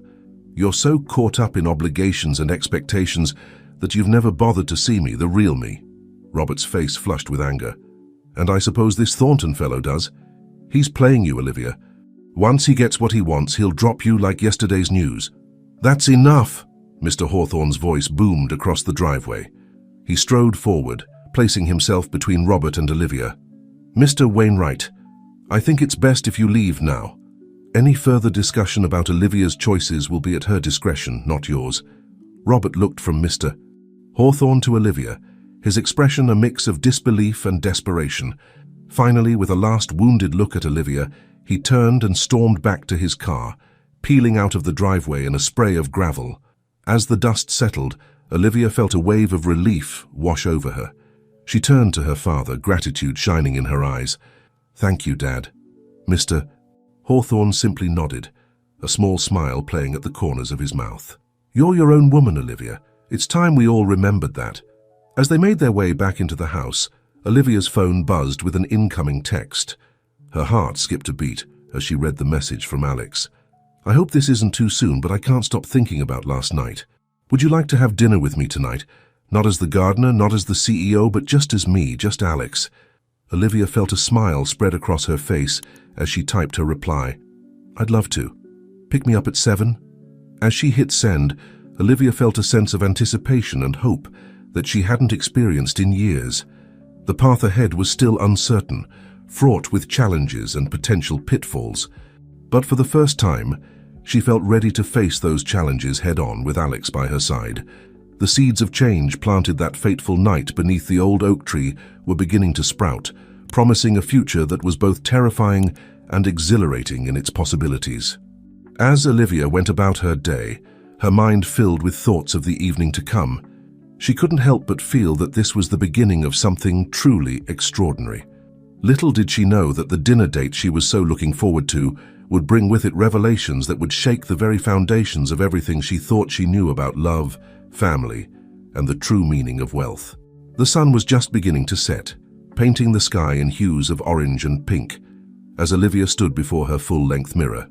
She smoothed down the front of her emerald green dress, a favorite that she hadn't worn in ages. Her hair fell in soft waves around her shoulders, and she wore minimal makeup, allowing her natural beauty to shine through.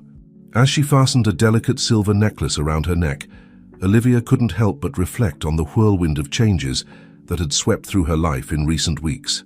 The revelation of Alex's true identity, the unearthing of her family's long-buried secrets, the unexpected support from her father, it all seemed almost too much to process.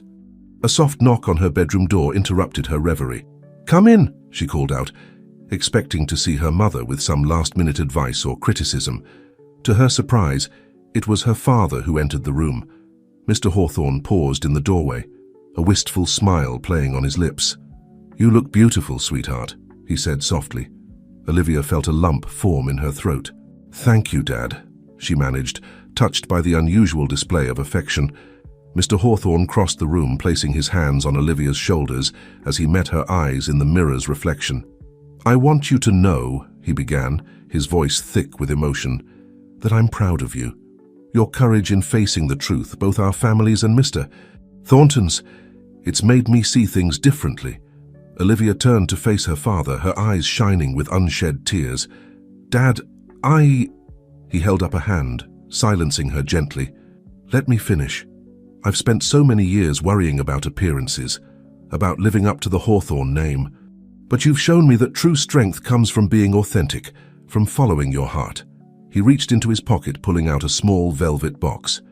"I want you to have this," he said, opening the box to reveal a stunning pair of emerald earrings. "They belong to your great-grandmother. I think she would have wanted you to have them. To remind you that love in all its forms is worth fighting for." Olivia felt a tear slip down her cheek as she carefully took the earrings, fastening them in place. "Thank you, Dad," she whispered, pulling him into a tight hug. "This means more to me than you know." As they separated, Mr. Hawthorne cleared his throat, clearly emotional. "Well," he said, his voice gruff, "you'd better head downstairs. I believe your date has arrived." Olivia's heart skipped a beat at those words. With a final glance in the mirror and a deep, steadying breath, she made her way downstairs. Alex stood in the foyer, looking both dashing and slightly nervous in a well-tailored navy suit. When he saw Olivia descending the stairs, his face lit up with a smile that made her heart flutter. "Olivia," he breathed, "you look absolutely stunning." She felt a blush creep up her cheeks. "Thank you. You clean up pretty well yourself. For a gardener," she added with a teasing smile. Alex chuckled, some of the tension easing from his shoulders. "Well, I do try." "Shall we?" he asked, offering her his arm. As they stepped out into the warm summer evening, Olivia was surprised to see not the sleek sports car she had expected, but a vintage Rolls-Royce waiting in the driveway. Noticing her raised eyebrow, Alex grinned sheepishly. "I thought about bringing one of my newer cars, but, well, this one felt more us. It has character, a history, like we do." Olivia felt a warmth spread through her chest at his words. As they settled into the plush leather seats, she found herself relaxing, the nervousness of the evening melting away. The drive into the city was filled with comfortable conversation, punctuated by moments of companionable silence. As they wove through the bustling streets of New York, Olivia found herself stealing glances at Alex, marveling at how different yet familiar he seemed. Finally, the car pulled up in front of a small, unassuming restaurant tucked away on a quiet side street. "I hope you don't mind," Alex said as he helped her out of the car, "but I thought we could try something a little different tonight." As they entered the restaurant, Olivia was struck by its warm, intimate atmosphere. Soft jazz played in the background, and the air was filled with the enticing aromas of home-cooked meals. "Mr. Thornton," a jovial voice called out as a portly man in a chef's apron approached them. "So good to see you again." Alex smiled, shaking the man's hand warmly. "Giuseppe, always a pleasure. This is Olivia." Giuseppe's eyes twinkled as he took Olivia's hand, pressing a kiss to her knuckles. "Ah, the famous Olivia, welcome, welcome. We have your table ready." As Giuseppe led them to a secluded corner of the restaurant, Olivia leaned in to whisper to Alex, "Famous?" Alex had the grace to look slightly embarrassed. "I may have talked about you. A lot." Their table, it turned out, was not in the main dining room but in a small private garden at the back of the restaurant. Twinkling fairy lights hung from the trees, and a single table was set for two, surrounded by fragrant herbs and flowers. "Alex, this is incredible," Olivia breathed as they took their seats. He reached across the table, taking her hand in his. "I wanted tonight to be special. A new beginning for us, if you'll have it." As the evening progressed, filled with delicious food, wine, and conversation, Olivia found herself falling even deeper for the man sitting across from her. This was Alex, not the gardener, not the CEO, but the real Alex. Passionate, kind, with a wicked sense of humor, and a depth of feeling that took her breath away. As they lingered over dessert, Alex's expression grew serious. "Olivia, there's something I need to tell you." She felt a flicker of apprehension. "What is it?" He took a deep breath. "I've been doing a lot of thinking since the night of the gala, about my life, my company, what really matters. And I've made a decision." Olivia listened, wide-eyed, as Alex outlined his plans. He was restructuring his company, shifting its focus towards sustainable technologies and ethical business practices. More than that, he was setting up a foundation to support education and environmental conservation. "I want to use my wealth and influence for something meaningful," he explained, his eyes shining with passion, "and I want you to be a part of it if you're willing. Not just as my girlfriend, but as a partner. Your insights, your compassion, they've changed me, Olivia. Made me want to be a better man." Olivia felt overwhelmed by the depth of emotion in his words. "Alex, I don't know what to say." He squeezed her hand gently. "You don't have to say anything right now. I know it's a lot to take in. I just want you to know that I'm all in, Olivia. Whatever happens, whatever challenges we face, I want to face them with you." As they sat there, hands entwined under the starry sky, Olivia felt a sense of rightness, of coming home. The path ahead was uncertain, filled with potential obstacles and challenges. But looking into Alex's eyes, she knew that together they could weather any storm. Little did they know that the greatest test of their love and commitment was just around the corner, waiting to unfold in ways that neither of them could have anticipated. As the night drew to a close and they made their way back to the Hawthorne estate, both Olivia and Alex felt the stirrings of something profound, a love that had the power to transform not just their lives, but the lives of countless others. The seeds planted in deception had blossomed into a relationship built on truth, trust, and a shared vision for a better world. The journey ahead would be challenging, but as they stood on the threshold of this new chapter in their lives, both Olivia and Alex were ready to embrace whatever destiny had in store for them, hand in hand, heart to heart. The days following Olivia and Alex's romantic dinner were filled with a whirlwind of activity at Hawthorne Estate. The air buzzed with an energy that hadn't been felt in years, as if the very foundations of the old mansion were shifting to accommodate the winds of change sweeping through. Olivia found herself at the center of this storm, juggling her growing relationship with Alex, her family's evolving dynamics, and her own personal growth.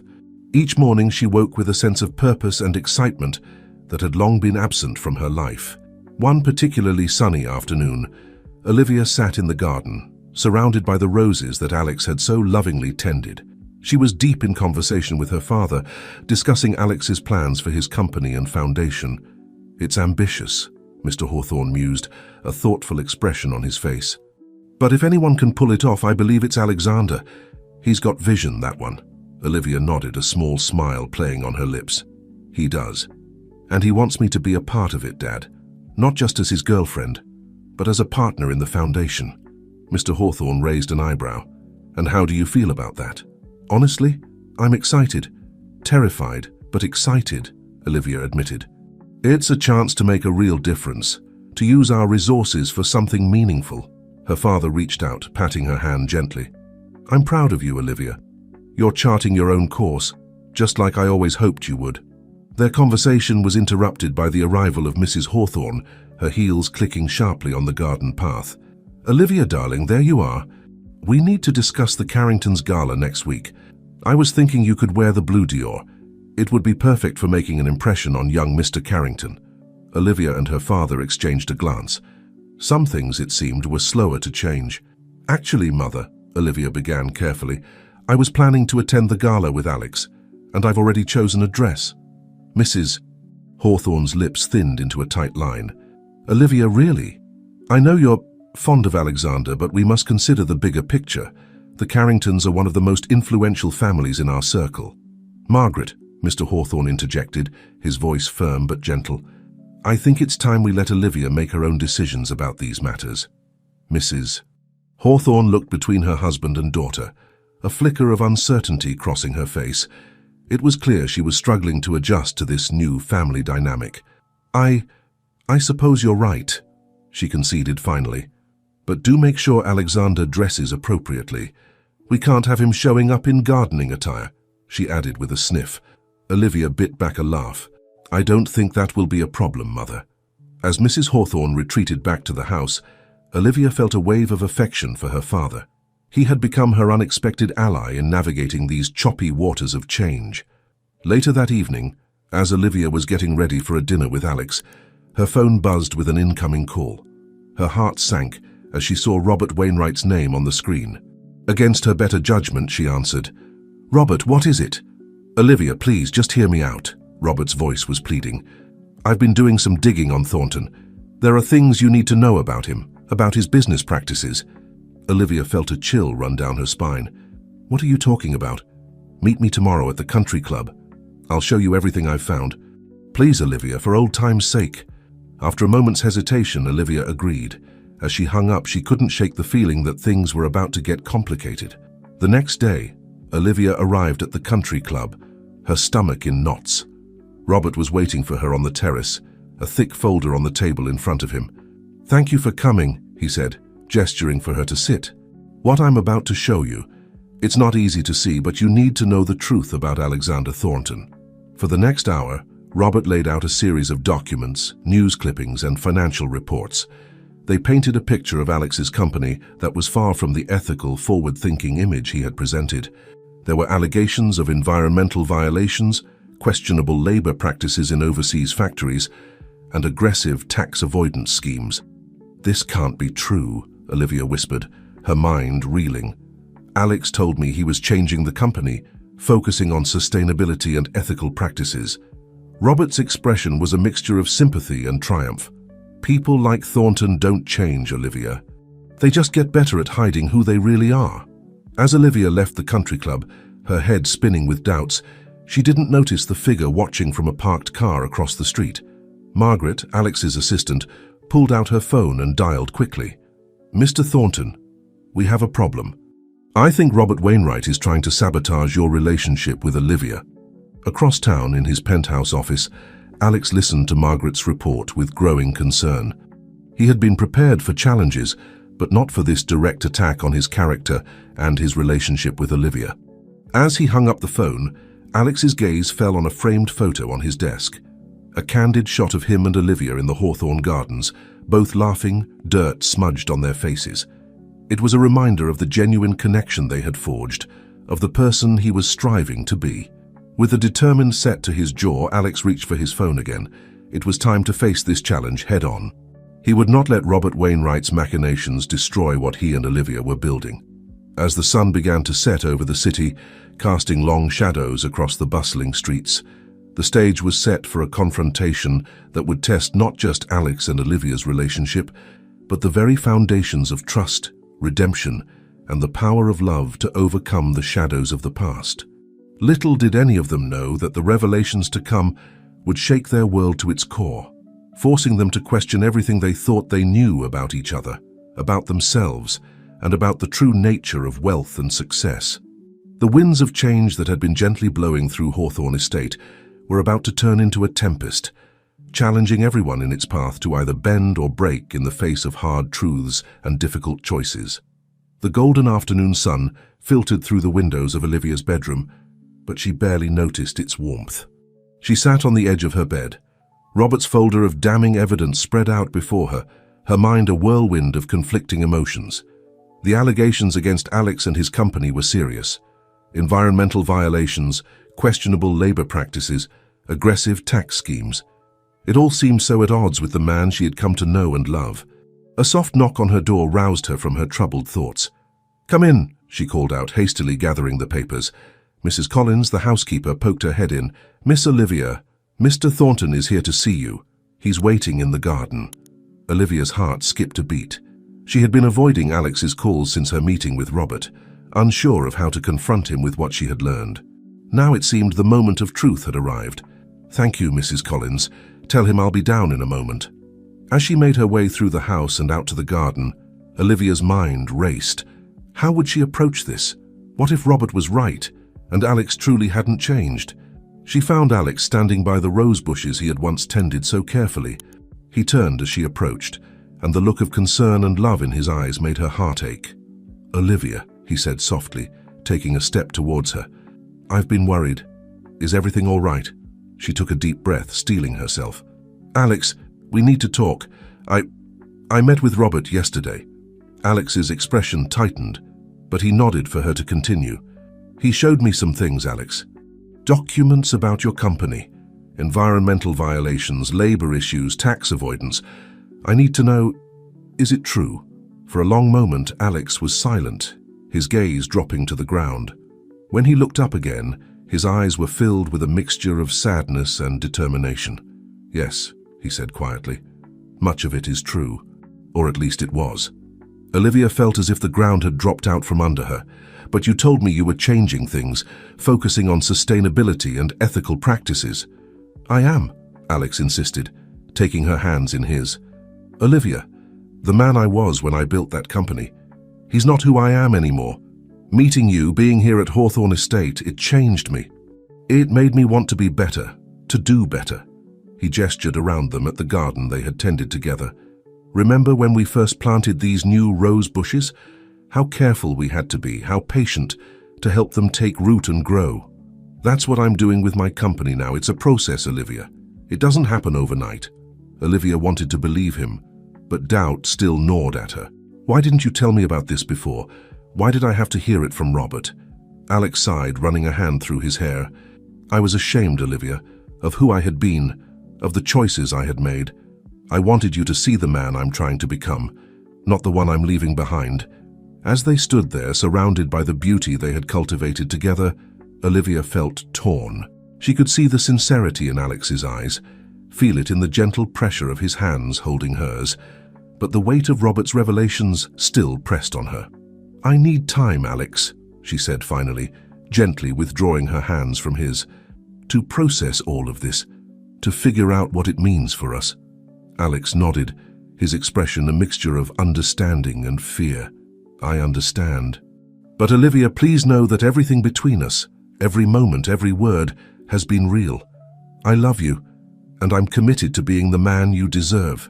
As Alex turned to leave, Olivia felt a pang in her chest.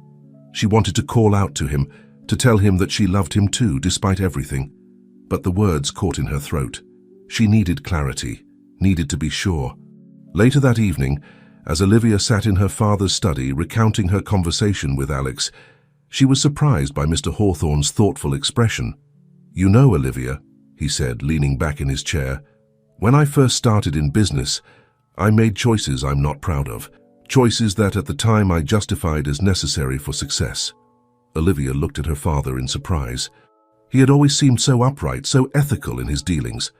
Mr. Hawthorne continued, "The measure of a person isn't in never making mistakes, it's in how they choose to rectify those mistakes when they realize them. From what you've told me, it seems Alexander is genuinely trying to change, to make amends for his past actions." "But how can I be sure?" Olivia asked, her voice small. Her father smiled gently. "You can't, not entirely. That's the risk we take when we choose to love someone. But ask yourself this. In all the time you've known him, both as Alex the gardener and Alexander the CEO, has he ever given you reason to doubt his sincerity?" Olivia thought back over the months she had known Alex. She remembered his dedication to the gardens, his kindness to the staff, the way he had supported her when she discovered her family's secrets. Even when he revealed his true identity, it had been done out of a desire for honesty, not deception. As she mulled over her father's words, Olivia's phone buzzed with a text from Alex. "I know you need time, and I respect that. But if you're willing, I'd like to show you something tomorrow. Something that I hope will help you understand who I truly am and who I'm striving to be. No pressure, just an invitation. Alex." Olivia stared at the message, her heart racing. Was she ready to take this step? To open herself up to the possibility of being hurt again? As she looked up, she caught sight of her reflection in the window.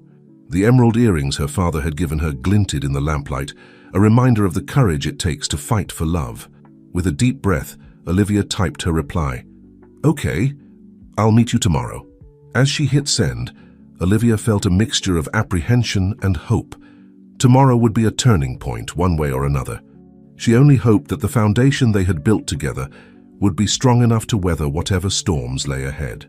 Little did Olivia know that Alex's invitation would lead her on a journey that would not only change her perception of him, but also challenge her own beliefs about wealth, responsibility, and the true meaning of making a difference in the world.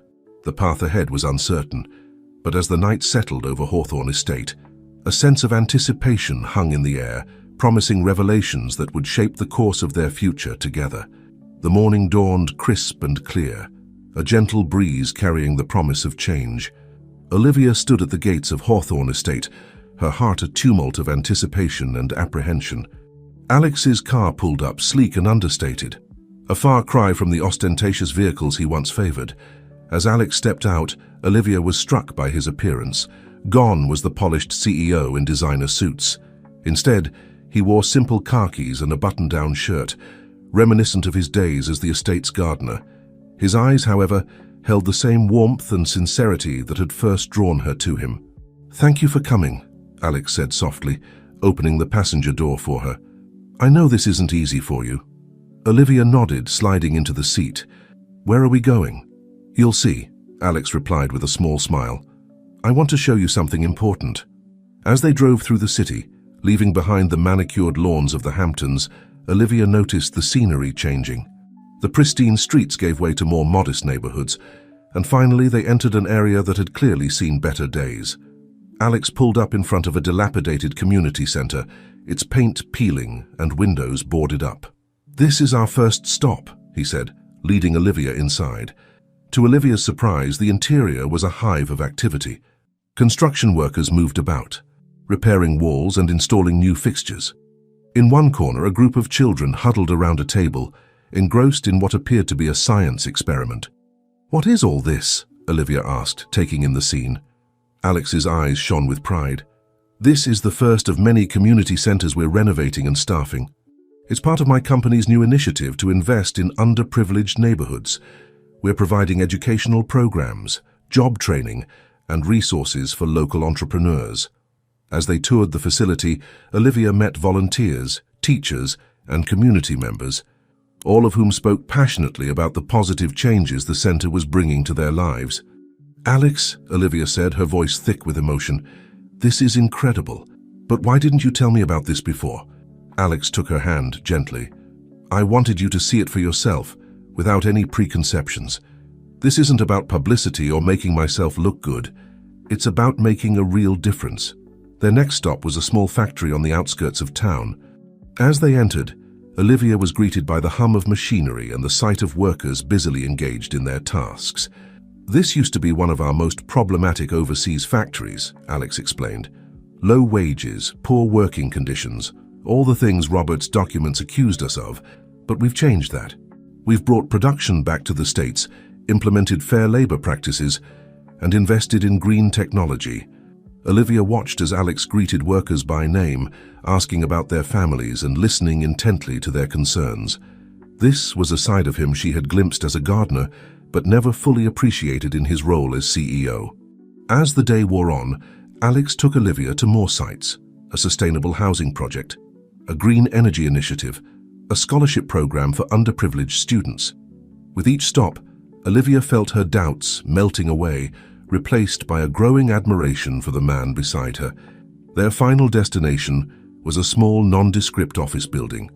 As they entered, Olivia was surprised to see Margaret, Alex's assistant, waiting for them. "This," Alex said, gesturing around, "is the headquarters of the Thornton Foundation. It's where we coordinate all of our philanthropic efforts." Margaret stepped forward, handing Olivia a thick folder. "These are the financial records and impact reports for all of our initiatives," she explained. "Complete transparency, something Alex insisted on from the beginning." Olivia leafed through the documents, her eyes widening at the scope of the Foundation's work. "Alex, this is... I don't know what to say." Alex took a deep breath, his expression earnest. "Olivia, I know I've made mistakes in the past. The things Robert showed you, they're part of a history I'm not proud of. But they're also the reason I'm working so hard to change things now. Meeting you, falling in love with you, it made me want to be a better man, to use my resources for good." He took her hands in his eyes never leaving hers. "I'm not perfect, Olivia. I'm still learning, still growing. But everything I've shown you today, this is who I am now. This is who I want to be, with you by my side." Olivia felt tears welling up in her eyes. The man standing before her was neither the ruthless CEO of Robert's accusations nor the simple gardener she had first fallen for. He was something more complex, more human, a man striving to right his wrongs and make a positive impact on the world. "Oh, Alex," she whispered, squeezing his hands. "I think I'm falling in love with you all over again." As they embraced, the setting sun casting a warm glow through the office windows, Olivia felt a sense of clarity and purpose she had never experienced before. The path ahead would not be easy. There were still challenges to face, doubts to overcome. But in that moment she knew that together, she and Alex could weather any storm. Little did they know that their greatest test was yet to come. As they left the Foundation office, hand in hand and hearts full of hope, forces were already in motion that would challenge not just their love, but everything they had worked to build. The seeds of change they had planted were beginning to bloom, but with growth comes vulnerability. In the days to come, Olivia and Alex would need to draw on every ounce of strength, trust, and love they had cultivated to protect their budding future from those who sought to uproot it. As night fell over the city, casting long shadows and illuminating new possibilities, Olivia and Alex stood on the precipice of a future filled with both promise and peril. The journey of redemption was far from over, but with each step, they moved closer to the kind of love and purpose that could truly change the world. The weeks following Olivia and Alex's reconciliation were filled with a renewed sense of purpose and hope. Their relationship, tested by truth and strengthened by shared values, blossomed in ways neither had anticipated. At Hawthorne Estate, the change was palpable. The gardens, once again under Alex's care, though now as a passionate hobbyist rather than an undercover gardener, flourished with vibrant blooms and lush greenery. Olivia found herself increasingly involved in the Thornton Foundation's work, her natural empathy and sharp mind proving invaluable in developing new initiatives. The dining room at Hawthorne Estate, once reserved for stilted formal dinners, now regularly hosted lively strategy sessions with Alex, Olivia, and a rotating cast of social entrepreneurs and community leaders poring over plans and proposals late into the night. Even Mrs. Hawthorne, initially skeptical of Alex's transformation and Olivia's new path, began to soften. The society page's glowing reports of the young couple's philanthropic efforts certainly didn't hurt. It was on one such evening, as the group was discussing plans for a new urban farming project, that the first ripples of trouble appeared on their otherwise calm waters. "Alex," Margaret interrupted, her face grave as she entered the dining room. "I'm sorry to disturb you, but there's something you need to see." She handed Alex a tablet, open to a financial news website. As he read, his face darkened, jaw clenching in a way Olivia had come to recognize as a sign of deep concern. "What is it?" Olivia asked, moving to his side. Alex looked up, his eyes meeting hers with a mix of anger and determination. "Someone's trying to orchestrate a hostile takeover of Thornton Enterprises." A collective gasp went up from the room. Mr. Hawthorne, who had been quietly supportive of Alex and Olivia's endeavors, leaned forward. "Who would dare? And why now, when the company is doing so much good?" Alex's laugh was bitter. "That's exactly why. Our new direction, while beneficial for communities and the environment, isn't maximizing profits the way it used to. Some of our shareholders aren't happy. But surely the positive press, the goodwill you're generating," Olivia began, but Alex shook his head. "For some, it's not enough. They want the old Thornton Enterprises back. Ruthless, profit-driven, damn the consequences." As the reality of the situation sank in, the room buzzed with worried conversation. Olivia watched as Alex paced, his mind clearly racing to formulate a plan. "We need to move quickly," he said finally, addressing the room. "Margaret, set up an emergency board meeting for tomorrow morning. Mr. Hawthorne, if you're willing, I could use your expertise in navigating this." Mr. Hawthorne nodded solemnly. "Of course, my boy. Whatever you need." As the impromptu war council dispersed, Olivia pulled Alex aside. "Who do you think is behind this?" she asked softly. Alex's expression was grim. "I have my suspicions. There aren't many players with the resources and motivation to attempt something like this, but I can't be certain yet." Olivia felt a chill run down her spine. "You don't think?" "Robert." "It's possible," Alex admitted. "He has the connections, and he certainly has a motive. But let's not jump to conclusions. We need more information." As they prepared for bed that night, the usual warmth of their evening routine was overshadowed by the looming threat. Olivia watched as Alex checked his phone compulsively, responding to a steady stream of messages from his legal team and advisors. "Alex," she said gently, placing a hand on his arm, "come to bed. You need rest if you're going to face this head-on tomorrow." He looked at her, the strain evident in his eyes, but managed a small smile. "What would I do without you?" he murmured, pulling her close. As they lay in the darkness, Olivia's mind raced. She thought of all the good Alex had done, all the lives they were helping to change. The thought of it all being undone by corporate greed made her blood boil. "We'll fight this," she whispered fiercely. "Together. Everything we've built, everything we're working towards, it's worth protecting." Alex's arms tightened around her. "Together," he agreed, his voice filled with equal parts love and determination. The next morning dawned grey and overcast, as if the weather itself was reflecting the somberness of the situation. As Alex prepared to leave for the emergency board meeting, Olivia caught his hand. "Remember," she said, looking into his eyes, "you're not the man you used to be. You're stronger now because you're fighting for something bigger than yourself." Alex nodded, drawing strength from her words. With a quick kiss, he was gone, ready to face whatever challenges awaited him in the boardroom. Olivia spent the morning in a state of anxious anticipation. She threw herself into foundation work, trying to distract herself from the worry gnawing at her insides. It was near lunchtime when her phone buzzed with a text from Alex. "It's worse than we thought. Come to the office, we need to talk." Heart pounding, Olivia rushed to get ready. As she was about to leave, she quite literally ran into Robert Wainwright in the foyer of Hawthorne Estate. "Olivia!" he exclaimed, steadying her. "Just the person I was hoping to see. We need to talk." "Not now, Robert," Olivia said curtly, trying to step around him. "I'm in a hurry." Robert's hand on her arm stopped her. "It's about Alex," he said, his voice low and urgent. "And the takeover attempt. There's something you need to know." Olivia hesitated, torn between her rush to get to Alex and her curiosity about what Robert might know. As she stood there, caught in a moment of indecision, she had no way of knowing that her choice in that moment would set in motion a chain of events that would test her love, her loyalty, and her very understanding of right and wrong.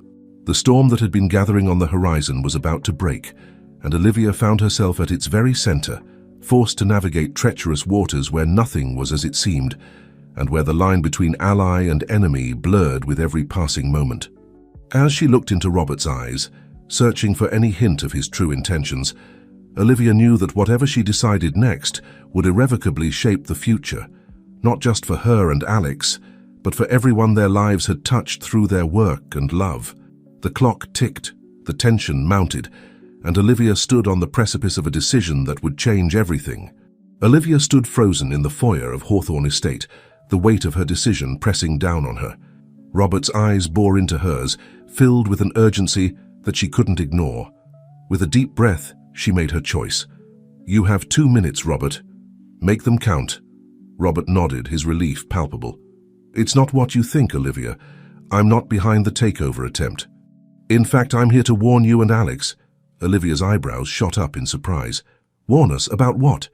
"The person behind the takeover. It's Victoria Thornton, Alex's estranged sister." The name hit Olivia like a physical blow. In all their time together, Alex had never mentioned having a sister. She felt a momentary pang of hurt at the realization that there was still so much about Alex's past she didn't know. "I don't understand," Olivia said, her mind racing. "Why would Alex's own sister want to take over the company?" Robert's expression was grim. "It's a long, complicated story. But the short version is that Victoria believes she was cheated out of her rightful place in the company years ago. She's been plotting her revenge ever since." Olivia's phone buzzed insistently, reminding her of Alex's urgent message. I need to go. Alex is waiting for me." Robert nodded, understanding. "Of course, but Olivia, be careful. Victoria is dangerous. She won't stop at just taking the company. She wants to destroy everything Alex has built, including his relationship with you." With a final conflicted look at Robert, Olivia hurried out the door. Her mind was a whirlwind of questions and doubts as she made her way to Alex's office. Why had he never told her about Victoria? What else didn't she know? When she arrived at Thornton Enterprises, the atmosphere was tense. Employees huddled in small groups, whispering anxiously. Margaret met her at the elevator, her usually composed demeanor visibly shaken. "Thank goodness you're here," Margaret said, ushering Olivia towards Alex's office. "He needs you." Olivia found Alex standing by the floor-to-ceiling windows, his back to the door. The set of his shoulders spoke volumes about the weight he was carrying. "Alex," she called softly. He turned, and the look in his eyes nearly broke Olivia's heart. It was a mixture of fear, anger, and, most surprisingly, shame. "Olivia," he breathed, crossing the room to embrace her. "I'm so glad you're here." As they separated, Olivia steeled herself for the conversation ahead. "Alex, what's going on? And why didn't you ever tell me you had a sister?" Alex's face fell, confirming Robert's revelation. He sank into his chair, suddenly looking exhausted. "I suppose I owe you an explanation." Over the next hour, Alex unfolded a tale that seemed more suited to a Greek tragedy than a modern business dynasty. Victoria, it turned out, was his younger sister by 2 years. They had once been close, both groomed to take over the family business. But a series of events, some accidental, some orchestrated by their ruthless father, had led to a bitter falling out. "Victoria believed that I had betrayed her," Alex explained, his voice heavy with regret. "That I had manipulated things to push her out of the company. By the time I realized what our father had done, it was too late. She wouldn't listen to me." Olivia listened, her heart aching for the pain she could see etched on Alex's face. "And now she's back, trying to take everything from you?" Alex nodded grimly. Not just the company, Olivia. She wants to undo everything we've been working for. The foundation, the community projects, she sees them as a waste of resources. If she gains control, she'll dismantle it all. The gravity of the situation settled over them like a heavy blanket. Olivia's mind raced, trying to find a solution. There has to be something we can do. Can't you reach out to her, try to explain? Alex's laugh was bitter. I've tried, Olivia. For years I've tried. She won't listen. To her, I'm still the brother who betrayed her, who stole her birthright. A knock on the door interrupted them. Margaret entered, her face pale. I'm sorry to interrupt, but she's here. Alex and Olivia exchanged a look of shock. Victoria? Alex asked, already knowing the answer. Margaret nodded. She's demanding to see you. Both of you. The moment hung in the air, charged with tension and unspoken fears. Olivia reached out, taking Alex's hand in hers. Whatever happens, she said softly, we face it together. Alex squeezed her hand gratefully, drawing strength from her presence. With a deep breath, he nodded to Margaret. Send her in. The woman who strode into the office was the spitting image of Alex. Same piercing eyes, same determined set to her jaw. But where Alex's features were softened by compassion, Victoria's were hardened by years of perceived betrayal and thwarted ambition. Well, well, Victoria said, her voice dripping with sarcasm. If it isn't my dear brother and his latest distraction. Alex stiffened, but Olivia placed a calming hand on his arm. Victoria, he said, his voice carefully controlled. Why are you doing this? Victoria's laugh was cold and brittle. Why?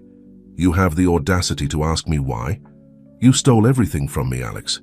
My place in this company, my future, and now I'm here to take it all back. As the siblings faced off, the air crackling with years of unresolved anger and pain, Olivia found herself caught in the middle of a family drama she barely understood. But looking at Alex, seeing the anguish in his eyes, she knew one thing for certain. She would do whatever it took to protect the man she loved and the good they were trying to do in the world. Little did any of them know that the confrontation unfolding in that office was just the beginning. Forces were aligning, secrets were surfacing, and the true test of their love, loyalty, and principles was yet to come. As Victoria laid out her demands and threats, Olivia's mind raced, searching for a way to navigate this treacherous new landscape. The future of Thornton Enterprises, the foundation and their very relationship hung in the balance. And somewhere in the tangle of family history and corporate intrigue lay the key to resolving it all, if only they could find it before it was too late. The storm that had been gathering had finally broken, and in its fury, it threatened to sweep away everything Olivia and Alex had built together. But as they stood united, facing the tempest head-on, a glimmer of hope remained. For in the crucible of this crisis, their love would either be forged into something unbreakable or shattered beyond repair.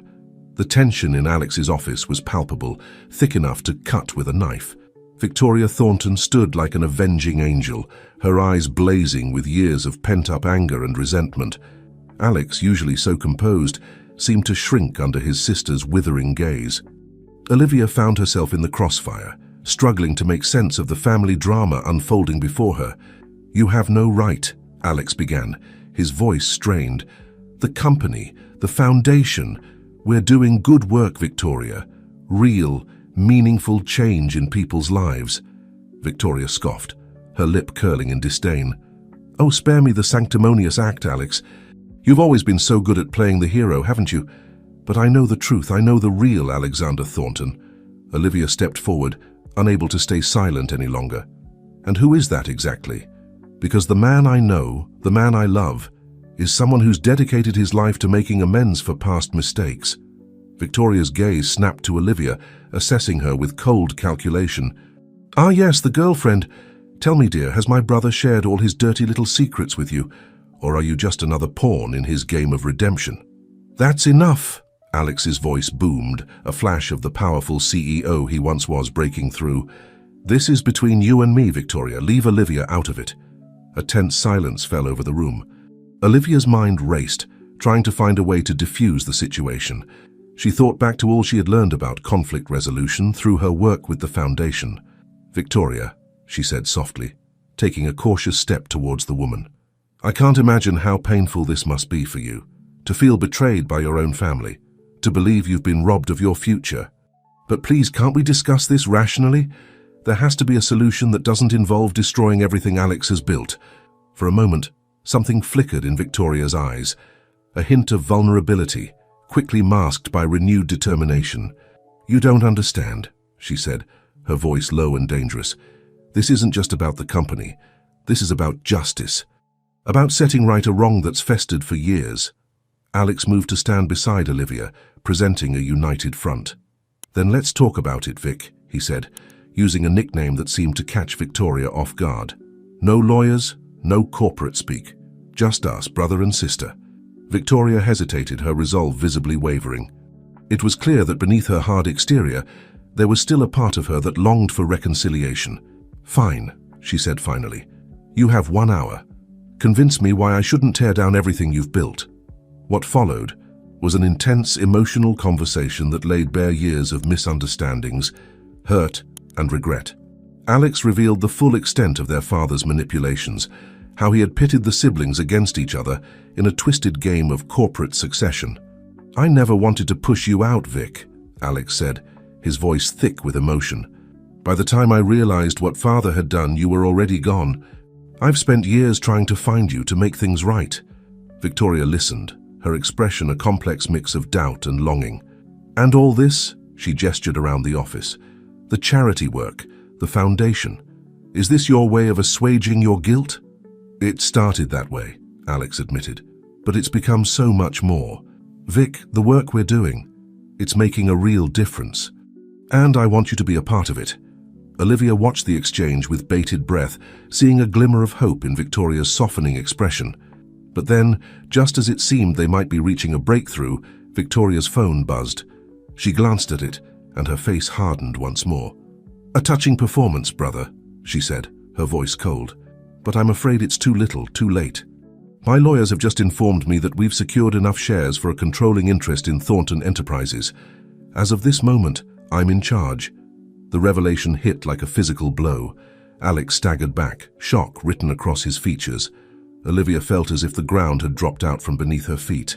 "Victoria, please," she pleaded, "think about what you're doing. The people who depend on the foundation, the communities we're helping—" "We'll find help elsewhere," Victoria cut her off. "Thornton Enterprises is returning to what it does best, making money. All this charitable nonsense ends now." As Victoria strode out of the office, leaving devastation in her wake, Olivia turned to Alex. The look of defeat in his eyes broke her heart. "It's over," he whispered. "Everything we've worked for, everything we've built, gone." Olivia took his face in her hands, forcing him to meet her gaze. "No," she said firmly. "This isn't over. We'll find a way, Alex. Together." As they stood there, clinging to each other in the wreckage of their dreams, Olivia's mind was already racing, formulating a plan. She thought of Robert's warning, of the Hawthorne family's connections, of all the lives they'd touched through their work. This wasn't just about a company anymore. It was about fighting for what was right, about standing up for the people who couldn't stand up for themselves. And Olivia was determined to find a way to win this battle, no matter the cost. Little did they know that their fight was about to take them down a path they never expected, forcing them to confront not just Victoria, but the very foundations of power and privilege they had taken for granted. As the sun set over the city, casting long shadows across the office, Olivia and Alex stood at the precipice of their greatest challenge yet. The game had changed, the stakes raised to unimaginable heights, but in the face of adversity, their love, tested by fire and strengthened by shared purpose, would prove to be their greatest asset. The battle for the soul of Thornton Enterprises and for the future they believed in was only just beginning. The days following Victoria's hostile takeover were a blur of frantic activity and sleepless nights. Olivia and Alex found themselves working around the clock, huddled in the guest house of Hawthorne Estate, which had become their makeshift war room. The once pristine space was now covered in whiteboards, sticky notes, and endless cups of coffee. "We need to approach this strategically," Olivia said, pacing the room as Alex pored over financial reports. "Victoria may have control of the company, but she doesn't have the support of the employees or the community partners we've built relationships with." Alex looked up, dark circles under his eyes betraying his exhaustion. "You're right, but how do we leverage that?" She has the legal right to do whatever she wants with the company now. A knock at the door interrupted their brainstorming. Mr. Hawthorne entered, carrying a tray of sandwiches. "You two need to eat," he said firmly, setting the tray down. "You can't fight this battle on empty stomachs." Olivia smiled gratefully at her father. The past few days had revealed a side of him she'd never seen before, supportive, strategic, and fiercely protective of the work she and Alex were doing. As they ate, Mr. Hawthorne settled into an armchair, his brow furrowed in thought. "Have you considered going public?" he asked suddenly. Alex and Olivia exchanged confused glances. "What do you mean, Dad?" Olivia asked. "I mean, take your story to the media. Show the world what Victoria is trying to destroy. The court of public opinion can be a powerful tool." Alex's eyes lit up for the first time in days. "That's actually brilliant. If we can rally public support, it could put pressure on Victoria to reconsider her plans." Olivia nodded enthusiastically, her mind already racing with possibilities. "We could showcase the impact of our projects, let the people we've helped tell their stories, make it clear what's at stake if Victoria dismantles everything."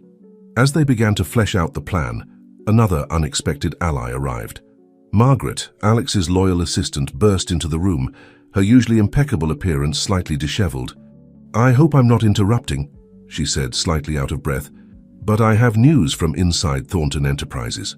All eyes turned to Margaret as she explained that many employees, upon learning of Victoria's plans to dismantle the philanthropic arm of the company, were considering a mass walkout. "They believe in the work you've been doing, Alex," Margaret said. "They're willing to fight for it." This news injected a fresh wave of energy into the room. Olivia could almost see the gears turning in Alex's head as he processed this information. "If we combine a media campaign with internal pressure from the employees," he mused, "we might just have a chance." As the group continued to strategize late into the night, Olivia found herself marveling at the unexpected alliances forming around them. Her father, once so focused on maintaining the family's social status, was now fully invested in their fight for social good. Margaret, who had always seemed the consummate professional, was risking her career to stand by Alex. It was well past midnight when Olivia's phone buzzed with an incoming call. Her heart skipped a beat when she saw the caller ID, Robert Wainwright. "Robert?" she answered cautiously, stepping out onto the patio for privacy. "What is it?" "Olivia, I have information you need to hear," Robert's voice was urgent. "It's about Victoria. I've been doing some digging, and I've uncovered something that could change everything." Olivia listened intently as Robert outlined his discoveries. Apparently, Victoria's takeover wasn't just about revenge or control of the company. There were darker forces at play, powerful people who stood to gain from dismantling Thornton Enterprises' philanthropic efforts. As she ended the call, Olivia's mind was reeling. The stakes had just gotten even higher, but so had their potential leverage. She hurried back inside to share this new information with the others. The sun was just beginning to peek over the horizon as they finally called it a night. As Olivia and Alex walked back to the main house, hand in hand, there was a newfound sense of hope in the air. "We can do this," Olivia said softly, squeezing Alex's hand. "Together we can fight this and win." Alex stopped, turning to face her. In the soft light of dawn, his eyes shone with a mixture of love and determination. "Olivia," he said, his voice thick with emotion, "I couldn't do this without you. You've given me strength I didn't know I had." As they stood there, on the cusp of the biggest fight of their lives, Olivia was struck by how far they'd come. From a gardener and a socialite, to partners in a battle for the soul of a company and the future of countless lives they'd touched. "Whatever happens," she said, reaching up to cup Alex's face, "we face it together. Victoria may have the company for now, but she doesn't have what really matters, the heart and spirit of what we've built." Their kiss, tender and filled with promise, sealed their commitment to each other and to the cause they both believed in so deeply. As they finally retired to get a few hours of sleep, both Olivia and Alex knew that the real battle was just beginning. The days ahead would test them in ways they couldn't imagine. They would face opposition, not just from Victoria, but from powerful forces that preferred the status quo to meaningful change. But armed with the truth, backed by a growing alliance of supporters, and strengthened by their love for each other, Olivia and Alex were ready to take on whatever challenges lay ahead. Little did they know that their fight was about to capture the imagination of a nation, sparking a movement that would go far beyond the fate of one company. As they drifted off to sleep, exhausted but determined, the first light of a new day promised not just the dawn of a new morning, but the potential dawn of a new era, one where the power of love and the pursuit of social good could triumph over greed and old grudges. The stage was set for a battle that would redefine not just their lives, but the very notion of what it means to wield power and influence in the modern world. The following weeks were a whirlwind of activity as Olivia and Alex's plan was set into motion. The media campaign they had devised began to gain traction, with heartfelt stories of lives changed by Thornton Enterprises' philanthropic efforts flooding social media and news outlets. Olivia found herself at the forefront of this effort, her natural charm and passionate advocacy making her the perfect spokesperson for their cause. She appeared on talk shows, gave interviews to newspapers, and even organized a series of town hall meetings in communities that had benefited from their projects. One particularly poignant moment came during a live television interview. Olivia sat across from a well-known anchor, her posture poised but her eyes blazing with conviction. "Ms. Hawthorne," the anchor began, "some would argue that a company's primary responsibility is to its shareholders, not to charitable causes. How do you respond to that?" Olivia leaned forward, her voice clear and strong. "I would say that in today's world, a company's responsibility extends far beyond its shareholders. We have a duty to the communities we operate in, to the environment we impact, and to future generations. What good is profit if it comes at the cost of our planet and our humanity?" Her words struck a chord with viewers across the nation. Social media exploded with support, Ruck Thornton for good trending for days afterward. Meanwhile, Alex was working tirelessly behind the scenes.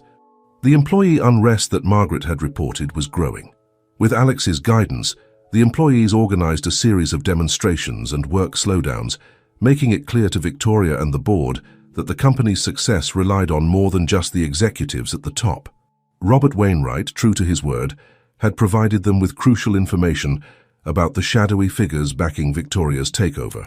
Alex and his team of lawyers were using this information to build a case, not just against Victoria, but against the entire network of corporate interests that sought to undermine their work. As public pressure mounted and internal dissent grew, Victoria found herself increasingly isolated. The board members who had initially supported her takeover began to waver, concerned about the negative publicity and the potential long-term damage to the company's reputation. It all came to a head on a rainy Tuesday morning. Alex received an urgent call from one of his contacts on the board. "Victoria's called an emergency meeting," the voice on the other end said. "I think this might be it." Alex and Olivia rushed to Thornton Enterprises headquarters, their hearts pounding with a mixture of anticipation and dread. As they entered the imposing boardroom, they were met with a scene of barely contained chaos. Victoria sat at the head of the table, her face a mask of fury and frustration. The board members were engaged in heated discussions, their voices rising above each other in a cacophony of argument. As Alex and Olivia took their seats, a hush fell over the room. Victoria's eyes narrowed as she regarded her brother and the woman who had become such a thorn in her side. "Well," she said, her voice dripping with sarcasm, "I suppose we have you two to thank for this situation." Alex leaned forward, his gaze steady. "Victoria, it's time to end this. You've seen the public response. You felt the pressure from within the company. This isn't just about you and me anymore. It's about the future of Thornton Enterprises and all the people who depend on us." One of the board members, an elderly gentleman with kind eyes, spoke up. "Miss Thornton, I'm afraid we can no longer support your current course of action. The potential damage to the company is too great." Victoria's eyes flashed dangerously. "You would side with him? After everything?" "This isn't about taking sides," Olivia interjected, her voice calm but firm. "It's about doing what's right. For the company, for the employees, for all the communities we've committed to helping." As the debate raged on, it became clear that the tide had turned. One by one, the board members voiced their support for reinstating Alex as CEO and continuing the company's philanthropic initiatives. Victoria, seeing her support crumbling, made a last desperate attempt. "You'll regret this," she hissed, her eyes locked on Alex. "You have no idea what forces you're up against." Alex's response was measured, tinged with sadness rather than triumph. "You're right, I don't. But whatever comes, we'll face it together, as a company and as a family, if you'll let us." For a moment, something flickered in Victoria's eyes, a hint of the sister Alex had once known, before ambition and resentment had twisted her. But it was gone in an instant, replaced by cold resignation. "Fine," she said, standing abruptly. "You win, brother. But don't think this is over." As Victoria stormed out of the boardroom, leaving a wake of stunned silence, Alex and Olivia exchanged a look of disbelief. They had done it. Against all odds, they had reclaimed Thornton Enterprises. The following hours were a blur of handshakes, congratulations, and hurried meetings to begin the process of transitioning control back to Alex. Through it all, Olivia stood by his side, a steady presence amidst the chaos. It wasn't until late that night, as they stood on the balcony of Alex's penthouse overlooking the glittering city, that the reality of their victory truly sank in. "We did it," Olivia breathed, leaning into Alex's embrace. "It almost doesn't feel real." Alex tightened his arms around her, pressing a kiss to her temple. "We did, but you know this is just the beginning, right? There's so much work to be done." Olivia nodded, her mind already racing with plans and possibilities. "Together," she said, turning to face him. "We'll do it together." As they stood there, the future stretching out before them full of promise and challenge, both Olivia and Alex knew that their greatest adventure was just beginning. They had fought for and won more than just a company. They had won the chance to truly make a difference in the world. But as the city hummed below them, neither could shake the feeling that Victoria's parting words were more than just an empty threat. The forces they had challenged, the status quo they had disrupted, there would be consequences. And somewhere out there, in the shadows of the corporate world, new challenges were already taking shape, waiting to test their love, their principles, and their vision for a better world. For now, though, they allowed themselves this moment of victory, of love, of hope for the future. Tomorrow would bring new battles, new opportunities to prove that business could be a force for good in the world. And together, hand in hand, heart to heart, Olivia and Alex were ready to face whatever came their way. The night wind carried with it the promise of change, of a new chapter not just in their lives, but in the story of what business could be in the 21st century. As they finally turned in for the night, exhausted but exhilarated, the seeds of their next great adventure were already beginning to take root. 5 years had passed since that fateful night, when Olivia and Alex stood on the balcony, celebrating their hard-won victory over Victoria's hostile takeover attempt. The intervening years had been a whirlwind of challenges, triumphs, and transformative change, not just for Thornton Enterprises, but for the business world at large. As the morning sun peeked through the curtains of their Central Park West apartment, Olivia stirred, her hand instinctively reaching for Alex. She found his side of the bed empty but still warm. Stretching, she padded out to the living room, where she found him standing by the floor-to-ceiling windows, lost in thought. "Good morning, handsome," she said, wrapping her arms around him from behind. "What's got you up so early?" Alex turned, pulling her into a proper embrace. "Just thinking about today's board meeting. Hard to believe how far we've come." Olivia smiled, understanding the weight of his words. Today marked the official launch of the Thornton Foundation's most ambitious project yet, a global initiative to combat climate change through sustainable business practices and community-led environmental programs. "We should get ready," Olivia said, though she made no move to leave Alex's arms. "The press conference is at 9, and you know how Margaret gets when we're late." Alex chuckled, pressing a kiss to her forehead. Some things never change. As they prepared for the day, Olivia's mind wandered over the journey that had brought them to this point. The months following their victory over Victoria had been challenging. True to her parting words, Victoria had not gone quietly into the night. She had launched a series of legal challenges and smear campaigns, each one testing the resolve of Alex, Olivia, and the entire Thornton Enterprises team. But with each challenge, their commitment to their vision only grew stronger. The employee-led initiatives that had begun during the takeover fight blossomed into a company-wide culture of innovation and social responsibility. Thornton Enterprises became a case study in ethical business practices, inspiring a wave of change across the corporate landscape. Olivia herself had grown into a formidable force in the world of corporate social responsibility. Her passionate advocacy and strategic thinking had earned her a seat on the board of Thornton Enterprises, as well as advisory roles in several international organizations. As for Victoria, the last they had heard, she had undergone something of a transformation herself. After her final lawsuit was dismissed, she had disappeared from the public eye, only to resurface a year later, running a small non-profit focused on corporate accountability. It seemed that in her quest to destroy her brother's legacy, she had inadvertently found her own calling. The ride to Thornton Enterprises headquarters was filled with last-minute preparations and stolen moments of affection. As they pulled up to the imposing building, now adorned with living walls and solar panels, a crowd of reporters and well-wishers had already gathered. "Ready?" Alex asked, squeezing Olivia's hand. She nodded, her eyes shining with determination. "Always." As they stepped out of the car, flashbulbs erupted and questions were shouted from all directions. But Olivia and Alex moved through the chaos with practiced ease, their hands linked, presenting a united front to the world. The press conference was a resounding success. Alex outlined the Foundation's plans with the quiet confidence of a man who had found his true purpose. Olivia, ever the heart of their operation, spoke passionately about the communities that would benefit from their work. As the event wound down and the crowd began to disperse, Olivia felt a tap on her shoulder.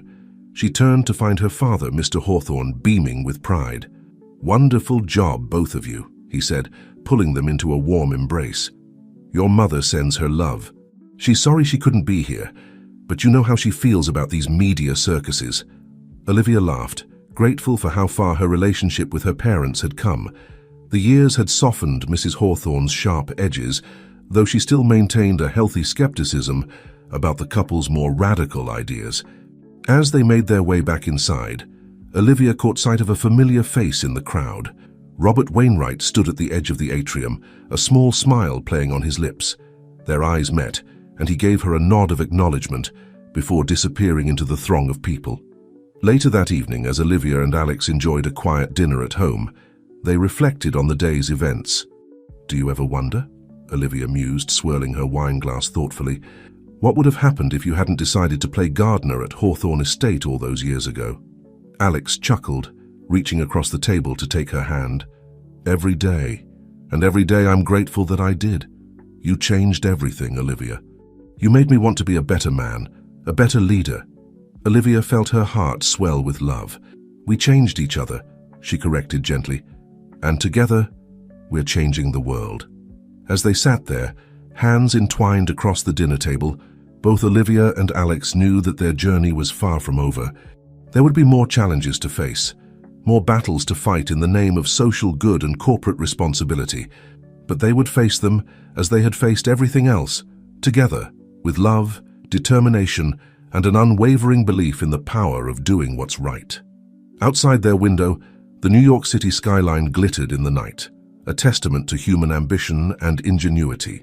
But within the walls of their home, in the warmth of their shared love and purpose, Olivia and Alex had found something far more precious, a love that had not only transformed their own lives, but had sown the seeds of change that would continue to grow and flourish for generations to come. As they drifted off to sleep that night, wrapped in each other's arms, both Olivia and Alex knew that their greatest adventures still lay ahead. For in the garden of their love, nurtured by shared values and watered by unwavering commitment, the most beautiful blooms were yet to flower.